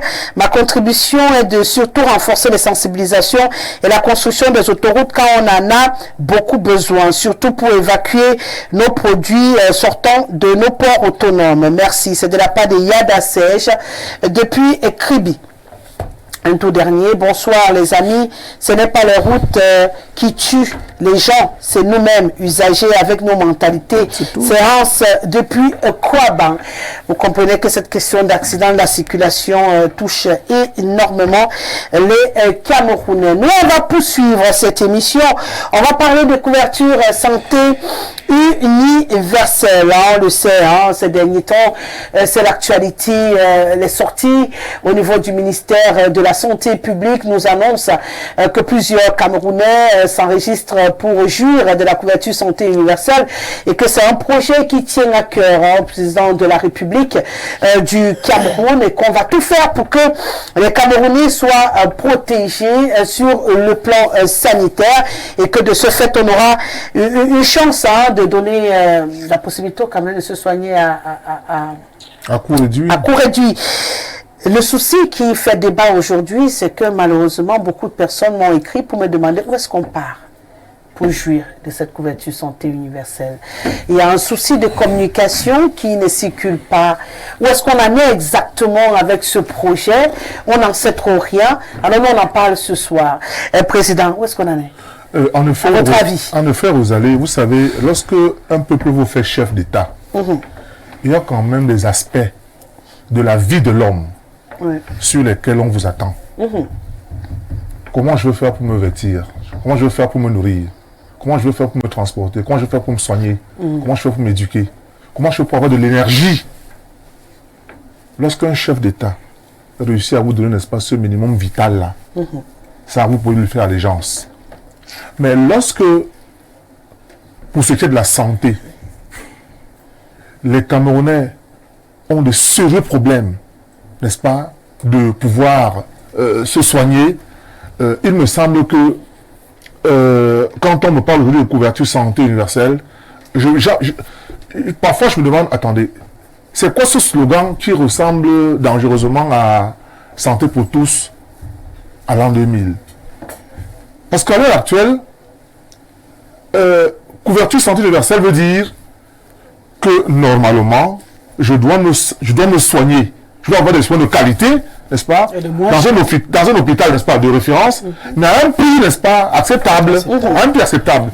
Ça veut dire que forcément, quelque part, n'ayant peut-être pas les moyens de payer vraiment le prix, l'État donc, grâce peut-être à une mutualité, n'est-ce pas, a les moyens de payer ma santé. Mais depuis un certain temps, j'entends une couverture santé universelle et j'ai ouï dire qu'il y a eu son lancement il y a 1 an du côté de Berthois. Vous comprenez? Et il semble qu'à l'heure actuelle, les femmes enceintes, les enfants de 0 peut-être à 5 ans bénéficient de cette couverture santé universelle. Et je me demande très bien, mais ça se passe où en réalité? Parce que nous avons nos enfants là, mais on n'a pas le sentiment que les soins de santé ont baissé en quelque chose. Vous comprenez ça?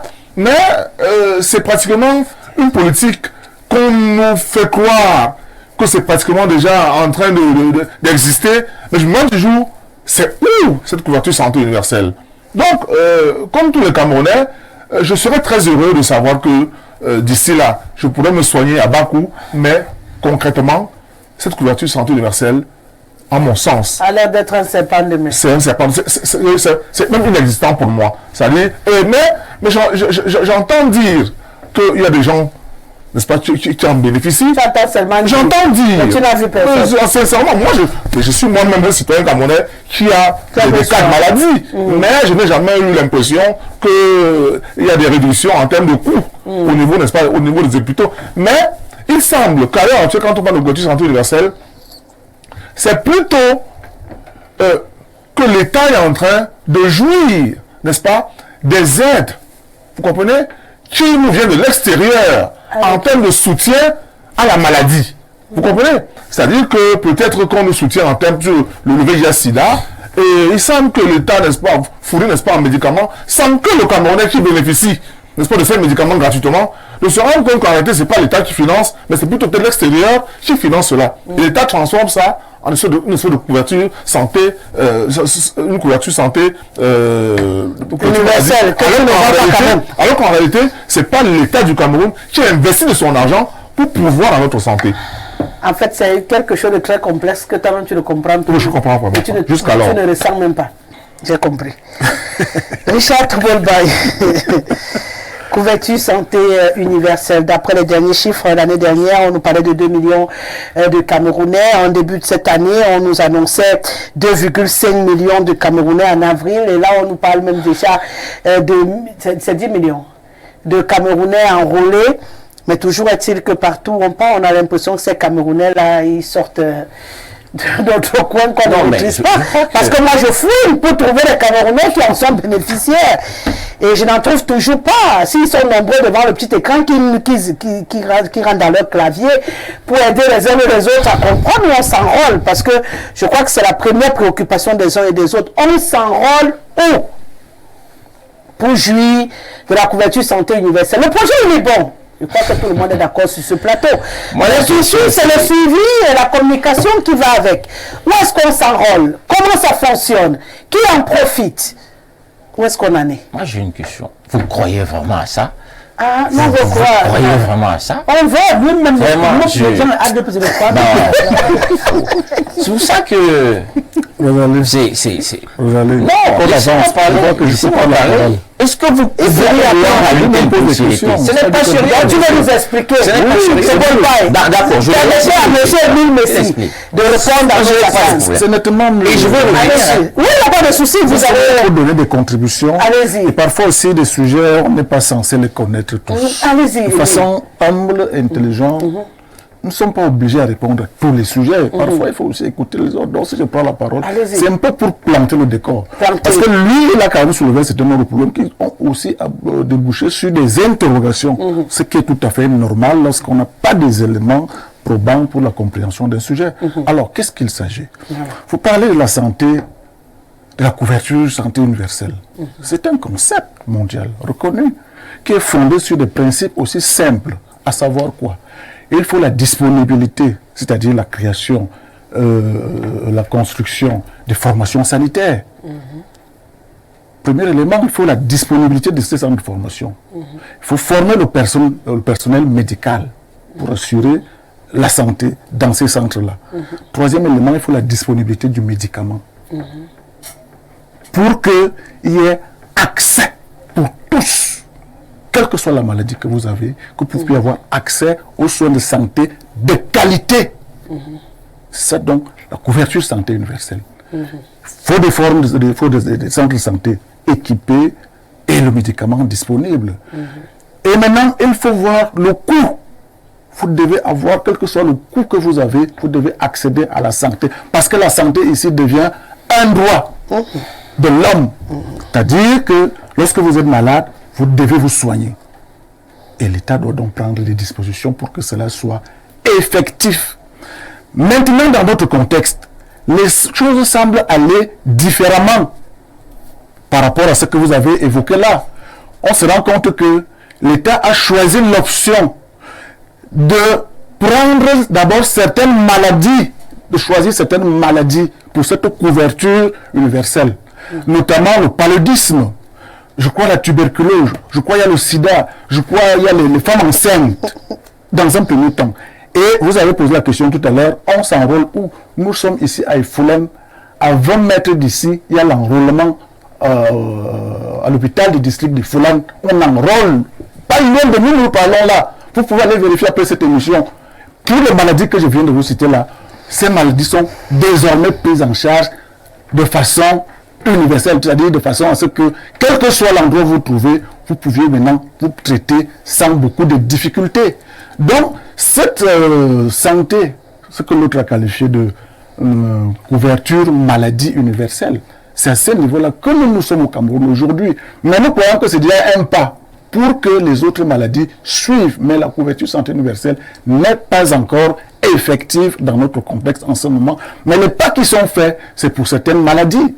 Parfois aussi, on ne sait pas. Mais ces maladies-là sont effectivement prises en charge par l'État dans ce que je peux appeler la couverture maladie universelle, dans le processus effectif de la couverture santé universelle. Nous faisons le premier pas, mais c'est déjà un pas. Mais le plus important, c'est qu'il y ait des centres de santé, qu'il y ait des personnels de santé formés et qu'il y ait la disponibilité du médicament pour que les gens puissent accéder. Voilà le principe que je vous ai énoncé, que je voulais que les autres interviennent sur cette base-là. Oui. Respirez. Je sais qu'il a soulevé les termites. Vous voyez comment les gens déjà... Non, respirez. comprennent déjà que quelque chose d'intéressant. Je vous donne la parole. J'ai juste une préoccupation en vous donnant la parole. Voilà. Le paludisme est pris en charge au Cameroun, subventionné depuis des années. Voilà. Le paludisme simple est même censé être gratuit au Cameroun depuis des années. Voilà. Rien à voir avec la couverture santé. La tuberculose est dans le même ordre d'idée. Voilà. Prise en charge depuis des années, subventionnée. J'en ai joui dans le passé. Avec des médicaments mis à disposition. Le sida est dans le même ordre d'idée. On reçoit des antirétroviraux gratuitement au Cameroun depuis des années. Donc, si la couverture santé universelle qu'on nous propose aujourd'hui, c'est de retourner gérer les maladies qui sont déjà subventionnées et encadrées, là, on revient à ce que vous étiez en train de dire, on a de quoi s'inquiéter. Vous avez demandé l'enrôlement. Non, c'est ce que j'ai dit, on s'enrôle dessus depuis des années au Cameroun, 20 ans, 30 ans, même les cas sont même on s'enrôle pour ces trois maladies au Cameroun. Est-ce que vous voulez donc poser comme Non, on ne pose plus de questions. Il y a quelques jours. Est-ce que ces malades sont systématiquement prises en charge à des coûts aussi? Depuis des années, moi j'en ai joué à l'hôpital à Tintini de Douala. Donc, 20 ans après, on est en train de mettre la couverture universelle. Non, ça veut dire que ça n'existe pas. Ça n'existe pas. C'est ça qui m'inquiète. Vous permettez. Oui, je vous donne votre parole. Si la couverture santé est pour la tuberculose et le paludisme. Quand on dit couverture santé universelle, c'est beaucoup plus élaboré, plus avancé que ce que vous venez de dire. Mais dites ce que vous avez à dire. C'est pour ça que je suis Camerounais. Est-ce que vous croyez dans cette parle. Moi, ce que je ne comprends pas, c'est que c'est un mensonge et c'est de la manipulation. Et j'ai l'impression, et pour ma part, il n'avait pas encore commencé. Pour ma part, allez-y. C'est une rhétorique purement politicienne. Vous peut-être essayer de... Moi, je suis vraiment désolé. Parce que, partons de quelque chose de très vrai.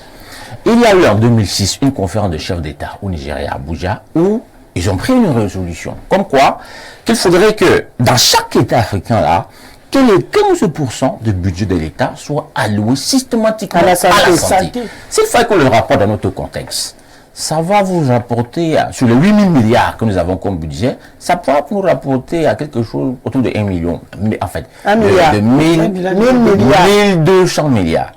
Quelque chose comme 1200 milliards contre 230 milliards actuels qu'on donne à Madame de Malachi.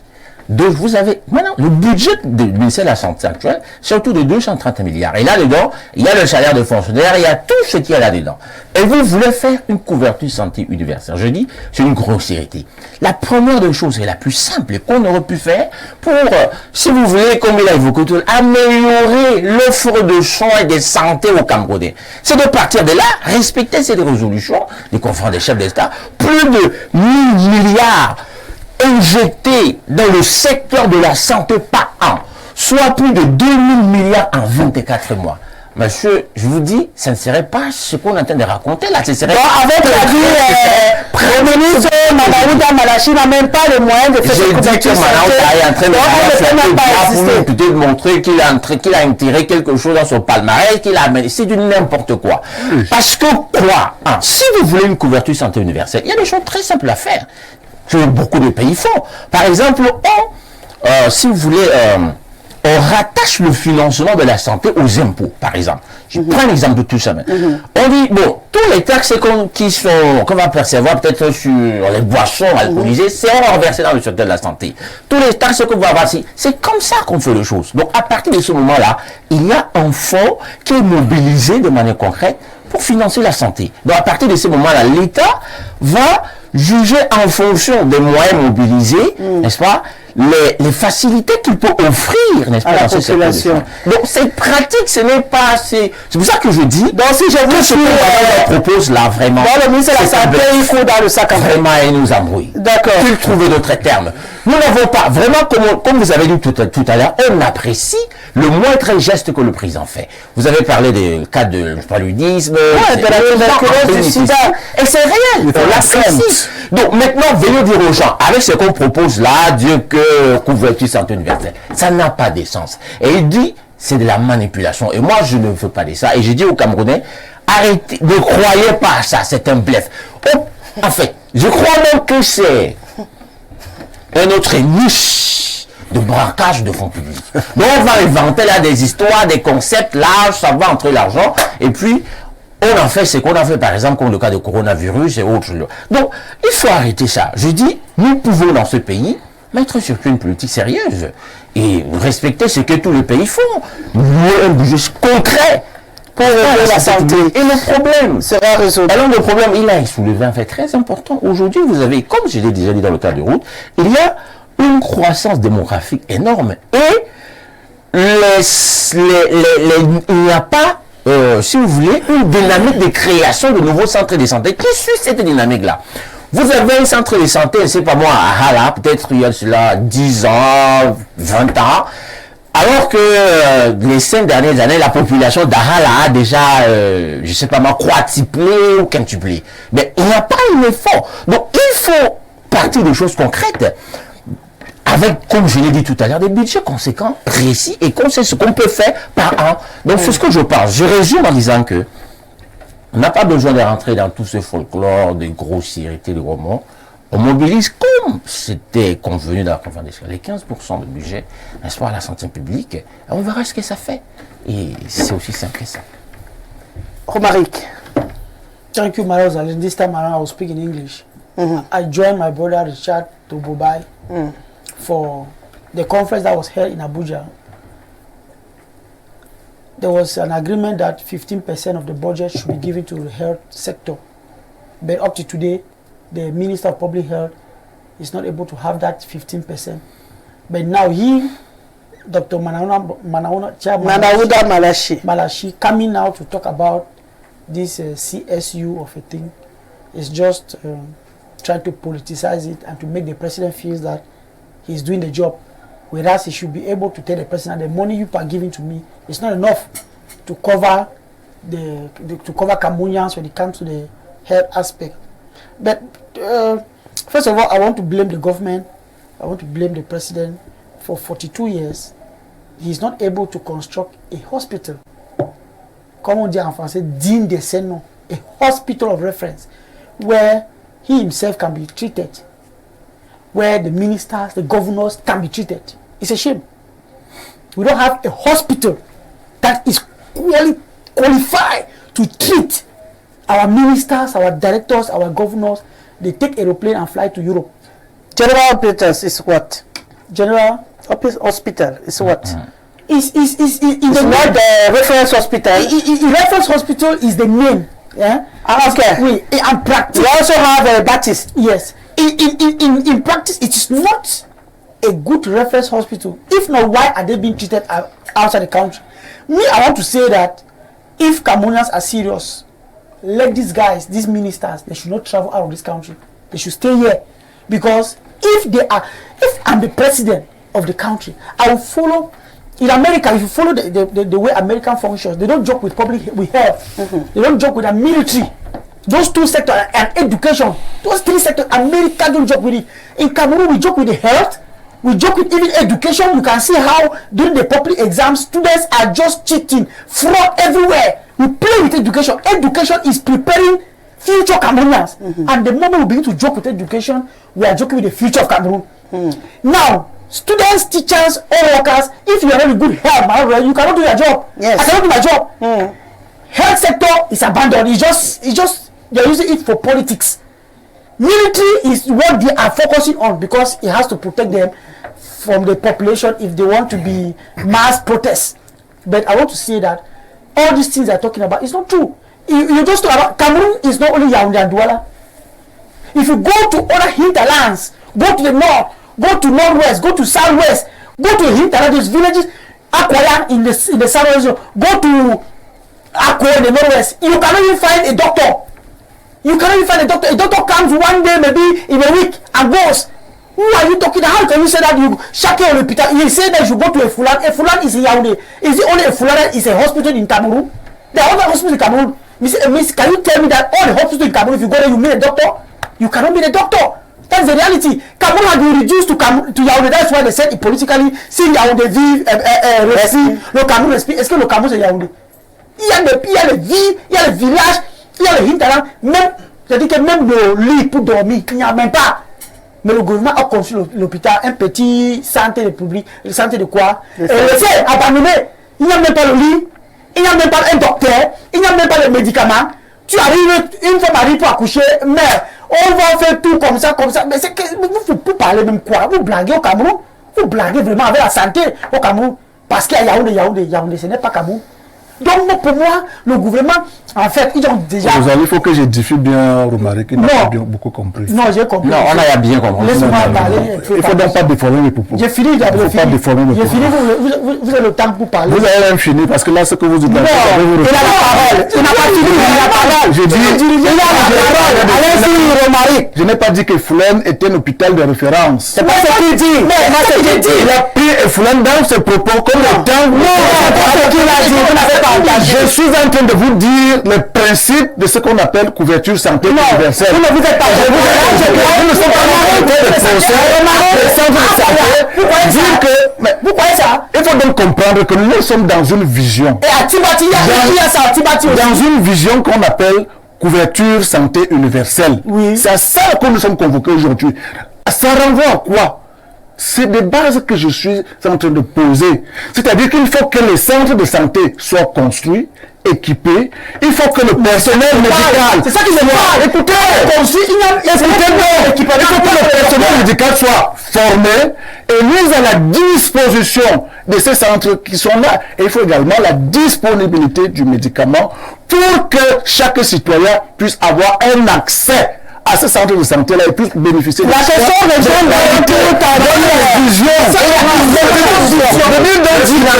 centres de santé n'ont pas de médecin. Nous ne sommes plus dans le même débat. Nous ne sommes pas dans le même débat, les amis. Je n'aime pas cette digression-là. Pour dire qu'on parle seulement de la langue et de droit là, comme si la santé c'est le mythe. Ce n'est pas les bases que vous posez là, ce ne sont pas les bases que vous disiez ici. Universelle.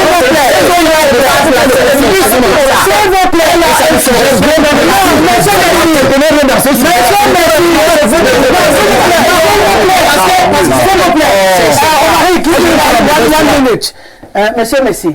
Nous sommes dans la politique universelle. C'est une vision qu'il faut d'abord. Monsieur Messi, j'ai posé le sujet. Donc s'il était hors sujet, moi-même je l'aurais stoppé. Voilà. Pour l'instant, il est dans le sujet. Donc, c'est vous qui n'avez pas compris. Il n'a pas dit que l'hôpital de Islam est une référence. C'est ce qu'il a dit. Il dit que dans la construction des hôpitaux partout dont vous parlez, il n'y en a que dans les grandes villes. Il faut là dans l'exemple que vous avez cité. Je sais que l'exemple. Moi, j'ai parlé. On peut s'enrôler où? Il n'est pas dans la contradiction. Il dit la même chose que vous. Moi, je sais que ça fait limite à Yaoundé, vous avez bien compris. Allez-y, il a compris. C'est vous qui n'avez pas suivi son développement. C'est moi qui ne vois pas. Allez-y, Émile. You have given three factors. Three factors. Parce que tu as cité trois facteurs pour qu'on ait... Tu débats. Non, c'est pas notre débat. C'est une vision. Comment tu dis que ça a commencé? Ça a commencé. On dit que ça a commencé, tu dis que c'est une vision. On est à la phase pilote, non? On dit que ça a commencé. Et qu'il y a 10 millions de Camerounais enrôlés. Toi, tu es en train de dire que c'est une vision. Ça a commencé comment? Vous remettez-nous en cause comment ça a commencé là? La prise en charge de certaines maladies, vous dites que c'est rien. Monsieur Émile, écoutez, vous dites que c'est rien. Alors que les maladies sont You say you understand English, I will speak in English. No, you are giving three factors. You say one, there must be a health center constructed. Two, it must be equipped with drugs, instruments, medical instruments, and the rest. And three, there must be doctors. You took a Fulan as an example, which is okay. But a Fulan is just in Yaoundé. I'm asking you a question. Do you think that in Akwaya, in Ako, in Tibati, in the hinterlands in Cameroon, other villages in Cameroon, do you have a medical structure? If yes, the equipments are not even there. Doctors are not even there. How then do you think this couverture santé universelle. It's not going to be possible. It's not going to be possible because you are only focusing in Yaoundé-Douala. Il y a Douala et parfois Bafoussam, mais tu ne regardes pas au fond du pays où il n'y a même pas de docteur, il n'y a même pas de médicaments, il n'y a même pas, même l'hôpital qu'on a construit, abandonné, il y a les arbres poussent partout et partout. C'est ça que je dis qu'il faut changer vos systèmes, suivez les choses. On finish, dit à vos dirigeants de construire les hôpitaux dignes de ces noms pour qu'ils arrêtent de voyager, dépenser nos milliards, nos impôts pour soigner en Europe. Pourtant, il peut faire ça et se soigner ici au Cameroun. Donc, la vérité, Rosalie, la CSU, alors au Cameroun n'est qu'un slogan. Voilà. C'est ça la vérité. C'est même un bluff. C'est clair. Parce qu'à la vérité, le ministère de la Santé est plutôt en train de profiter des aides extérieures. Oui. Les on donne des médicaments gratuitement et on met ça à disposition des patients. On estime donc que c'est le Cameroun qui donne cela. Voilà, les personnes n'ont pas la bonne information. C'est l'État qui le fait. Et l'État transforme ça en CSU. Or, dites-nous la vérité. Parce que quand on parle de CSU, il s'agit de quelque chose de bien structuré. Parce qu'il faut bien. La santé a un coût. Ça se paye, mon cher monsieur. Mais je peux bien comprendre qu'aujourd'hui, vous me dites que, ok, si vous avez une madame enceinte, donnez-lui 6 000 francs, elle sera dans un hôpital. C'est pas tous les hôpitaux, dans un hôpital de qui a été choisi, on sait sur quels critères, elle doit jouir de la CSU à ce niveau-là. Je me demande, attendez, comment on fait pour payer ces médicaments-là qui ont un coût? Alors que l'assurance prévue n'est pas encore. Pour financer ça comment?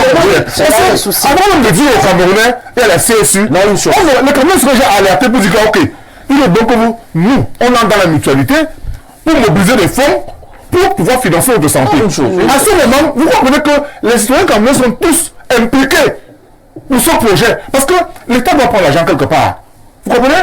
Or, à l'heure actuelle, on ne sait pas que la caisse où l'État part puiser de l'argent pour financer notre santé. C'est quand même magique, mon cher, mon cher. Faut dire quoi? Je voulais laisser 2 secondes. Permettez maintenant de réagir.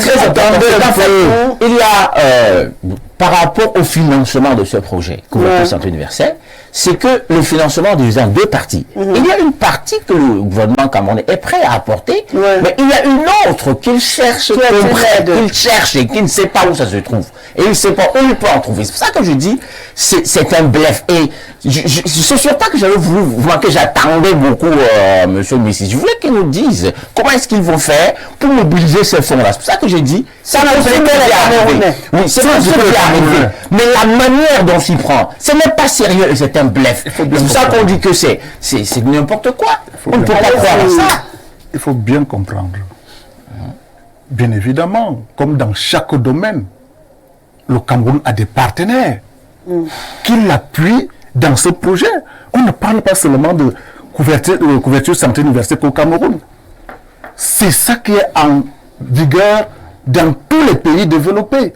Parce que j'ai dit, la santé reste l'une des préoccupations de toutes les nations. Lorsque vous n'avez pas une population en santé, il y a un problème. Tous les projets que nous allons convoquer, l'avenir même du pays en dépend, avec des hommes malades. C'est pour cela donc que les politiques de santé sont au cœur des préoccupations des nations. Des nations. Donc on ne peut pas imaginer que le Cameroun n'ait pas de partenaires. Mais je reste à dire que la couverture santé universelle reste d'abord une vision. Aujourd'hui, le Cameroun n'est pas un pays développé. Ne faisons pas comme si tout va bien au Cameroun. Les hôpitaux de référence sont là. Les prises en charge de certaines maladies, c'est là. Il parle des évacuations sanitaires. Je voulais vous faire savoir que M. Romaric, l'évacuation sanitaire est d'abord un problème de choix personnel. Chacun, en fonction de ses moyens, peut décider d'aller se soigner là où il veut. Non. On ne va pas toujours... Écoutez, pas les gens qui parlent je dis ceci, je parle des principes. Au même moment que nous sortons pour aller nous soigner à l'extérieur, il y a également beaucoup d'étrangers qui viennent se soigner dans nos hôpitaux. Nous sommes à Yaoundé. Je vous demande de faire un tour à l'hôpital général, à Généco, à l'hôpital central, pour demander à voir les étrangers qui ont été évacués au Cameroun. Le ministre, bien sûr, le président qui vient quand vous parlez, le président n'est pas au Cameroun, vous n'êtes pas au courant. C'est pour dire que, c'est sérieux, ça. Quand je parle de la politique, des politiques publiques, nous sommes aujourd'hui à l'heure de la décentralisation. Il y a des questions qu'il a posées où il va falloir également l'implication des collectivités territoriales décentralisées pour l'implémentation de toute cette prise en charge. Il le faudra. On ne peut pas se passer, l'État ne peut pas se passer aujourd'hui de ces entités, c'est-à-dire qui sont des communes, qui sont les régions, dans la prise en charge sanitaire des individus. Donc, à notre terme, nous en sommes encore à la lorsque nous parlons de la disponibilité du médicament, lorsque nous parlons de la disponibilité du médicament, il va falloir un coût pour qu'on achète le médicament pour qu'il soit disponible. C'est pour ça que je dis le personnel sanitaire au niveau de la décentralisation pour les mettre comme ça en place. C'est faux. Il va falloir la vision. Il faut cavaler seul. Il faut cavaler seul dans une phase de normalisation. Parce que si c'était bien pensé, ça n'allait pas se présenter. C'est couverture santé universelle. Vous n'allez pas nous faire avaler ça. Ça ne doit pas seulement laisser des mots. Ça doit être une réalité. Pour l'instant, je vous ai cité les maladies que vous avez confirmées que c'est effectivement prise en charge. C'est des maladies ça va donc dire que de l'enrôlement. Ouais, c'est pour ça que je vais dire que nous sommes donc dans la phase de la systématisation de ces maladies. Comme vous avez parlé de l'enrôlement tout à l'heure, que si j'ai telle maladie, je suis un Camerounais, je veux jouir de la couverture santé universelle telle qu'annoncée au départ. Ça veut dire qu'un système de prise en charge dans la maladie, prend en charge un certain nombre de maladies et non toutes les maladies. J'ai eu toute la bonne foi de vous l'expliquer en disant même qu'on peut m'appeler ça couverture maladie universelle. Couverture maladie, c'est un pas vers la couverture santé universelle, mais qui n'est pas encore une couverture santé politicienne. On a commencé quelque part. D'accord. Et c'est effectif, et les enrôlements se font partout. Donc, en d'autres termes, la couverture santé universelle telle que présentée au départ du projet n'existe pas encore. Et on essaye avec les 3 maladies que vous avez. Et dans ses premiers pas. D'accord. Ok. Dans une phase d'enracinement. D'accord. C'est vrai. D'enracinement avant l'émergence. Non, mais c'est ça, attendez, c'est qui est là, c'est que le RDPC. Non, il y a une réalité comme ça. Comment est-ce qu'on a l'enracinement avant l'émergence? Je dis au quartier, on vit les mêmes problèmes. Ils se plaignent de la même manière que nous, mais quand on arrive sur le plateau, c'est qu'on est bon on n'arrive pas avec la santé. Ce n'est pas sérieux, c'est les mêmes difficultés. Mais quand vous arrivez ici, vous essayez de nous présenter autre chose. Pourquoi? C'est faux, c'est nous qui avons mené le débat ici. Vous avez fait le débat ici aux alliés. Non, les malades ont été pris en otage dans... Non, c'est-à-dire que parce qu'ils n'ont pas payé. C'est-à-dire qu'à la fin d'une opération, vous n'avez pas, il y a des factures qu'il faut payer, et puis l'hôpital décide de vous garder là, tant que vous ne payez pas. C'est des choses qui n'existent plus aujourd'hui. Ça existe plus. Le ministre de la Santé a encore instruit pour dire qu'il ne veut plus entendre parler que parce que quelqu'un n'a pas d'abord déposé de l'argent, il n'est pas pris en charge. Vous voulez ça, c'est la réalité aujourd'hui. La faillite, vous voulez dire la faillite des hôpitaux. Avec de l'argent ou pas l'argent, c'est faux. Je vous donne un exemple. À partir des émissions que vous avez fait ici, mon cher, je donne un exemple. J'ai été victime de quelque chose. J'ai un de mes proches qui a été reçu en urgence parce qu'il a fait un accident, monsieur. Et il avait besoin d'une opération urgente. L'opération n'a pas eu lieu parce qu'il n'y avait pas de la liquidité, il n'avait pas d'argent sur lui. Et il devait, en fait, cette opération a eu lieu 72 heures plus tard. Et les membres qui ont été fracturés ont été tout simplement amputés. de choses comme ça. Il y a des possibilités de prise en charge. Et quand on refuse la prise en charge, l'information que la télé partage, c'est pratique, c'est faux. Mais on refuse de vous prendre en charge. Alors, l'hôpital a la possibilité de vous prendre en charge. Il y a un problème. Je vous parle. De 10 ans. Ce n'est pas quelque chose de 5 ans. Je vous parle de quelque chose qui s'est passé en 2023, monsieur. Vous parlez de quoi? Non, mais vous ce n'est pas acceptable. Le rêve de tout Camerounais, en réalité, c'est que cette CSU-là réussisse. C'est ça. Maintenant, ce que nous attendons, nous les Camerounais, c'est que soit l'État, dans son budget, a un fonds en capacité de financer tout cela, ou bien l'État est incapable et dit aux Camerounais, sachez que nous devons vous soigner de manière équitable. Par conséquent, il faut que chacun fasse un effort. Voilà. Maintenant, je reste étant conscient de ce que on sait ce qu'il faut financer. Et là, à mon niveau, je finance, étant certain que, comme je finance cela, alors c'est pour me soigner, quelle que soit la maladie. Vous comprenez? Et là, maintenant, c'est une autonomie en termes de gestion de la santé des Camerounais. Et non qu'on soit en train d'attendre que ce soit l'extérieur, les partenaires étrangers qui viennent nous aider. On doit d'abord s'autonomiser. Même si on attend les aides de l'extérieur, mon cher Messi. Bon, même dans les pays qu'on appelle grands là, il y aura toujours... des évacuations sanitaires. Non, c'est pas ce qu'il a dit. Je préfère ne pas dire la fin. Rosalie, je reviens encore. La santé universelle au Cameroun sera véritablement au pays. C'est quand ce régime actuel va partir. Sinon, ici à Garoua, moi, je n'ai jamais entendu ou même vu quelqu'un en bénéficier. Dites à Messi, notre riz au Kala, Covid Gate, on les attend là-bas. Maïkano Ousmanou, depuis Garoua. Bonsoir, madame. La couverture santé universelle est un objectif de santé publique et non un dispositif de prise en charge maladie. Les responsables du ministère des Soins public, non, de la santé publique, évite tout débat public avec des experts, car ils savent que c'est un leurre. C'est Noah Nkwa, Jean-Marie, expert en protection sociale, qui nous écrit. Rosalie, je suis un étudiant de la 10e promotion de l'ISTA de Libreville, 99-2000. Ce pays est en mode sécurité sociale depuis plus de 20 ans. Au Cameroun, vous êtes en quoi la prévoyance sociale et tout ce ramdam à la veille de 2025 est encore de la poudre de perlimpinping. C'est Zigli qui nous écrit bonsoir Rosalie ainsi qu'à ton riche panel. Les accidents, non, on a traversé les accidents. Encore un autre concept importé et inopérant chez nous. La couverture santé universelle, c'est un concept applicable dans des pays développés.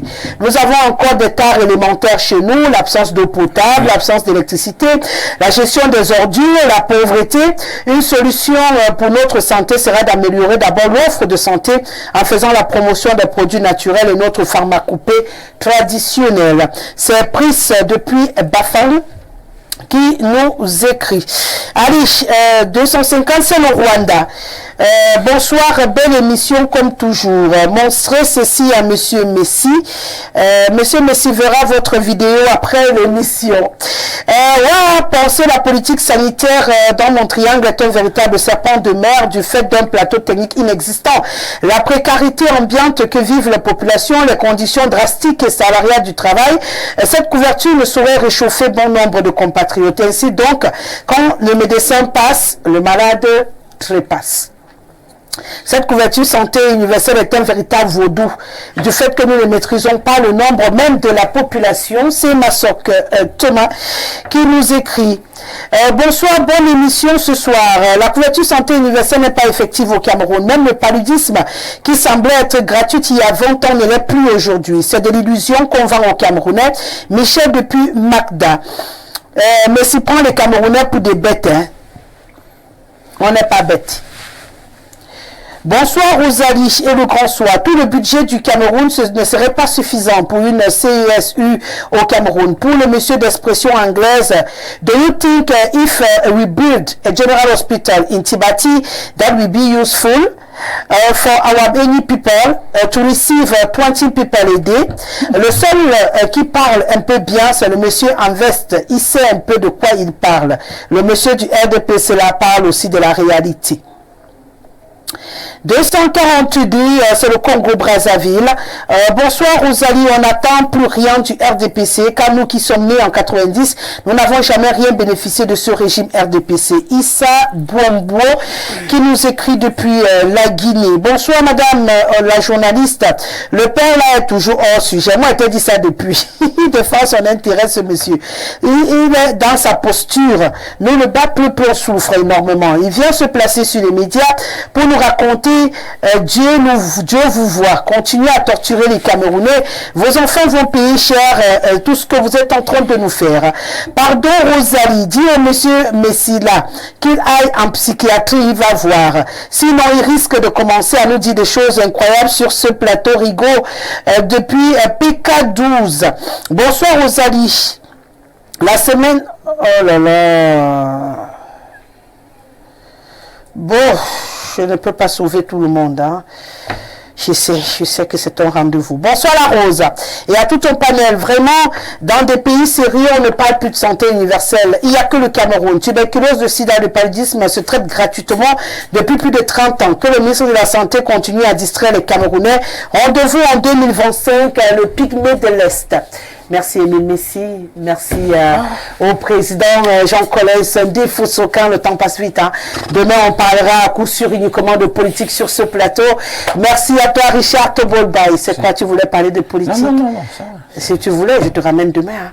Je peux le faire. J'ai le pouvoir de le faire. Okay. Merci également à Omarika Dikabi, toujours aussi percutant dans le fan club là. Merci à vous quatre d'avoir éclairé la lanterne de nos téléspectateurs. Je le disais à l'entame de cette émission, c'est quand les idées s'entrechoquent que la vérité jaillit. Et c'est notre responsabilité tous les soirs lorsqu'il est 17h.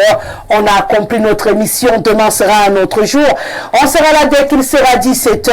Merci Ismaël. Merci également à Alice Nomo qui est au mixage vidéo, Ben Valls pour signer la réalisation de cette émission et bien sûr Jean-Martin Kenfak pour assurer la supervision technique de ce programme. Hermine Louga s'installe pour le journal en anglais. Quant à moi, je dis respect, monsieur Doninva. À demain, 17h.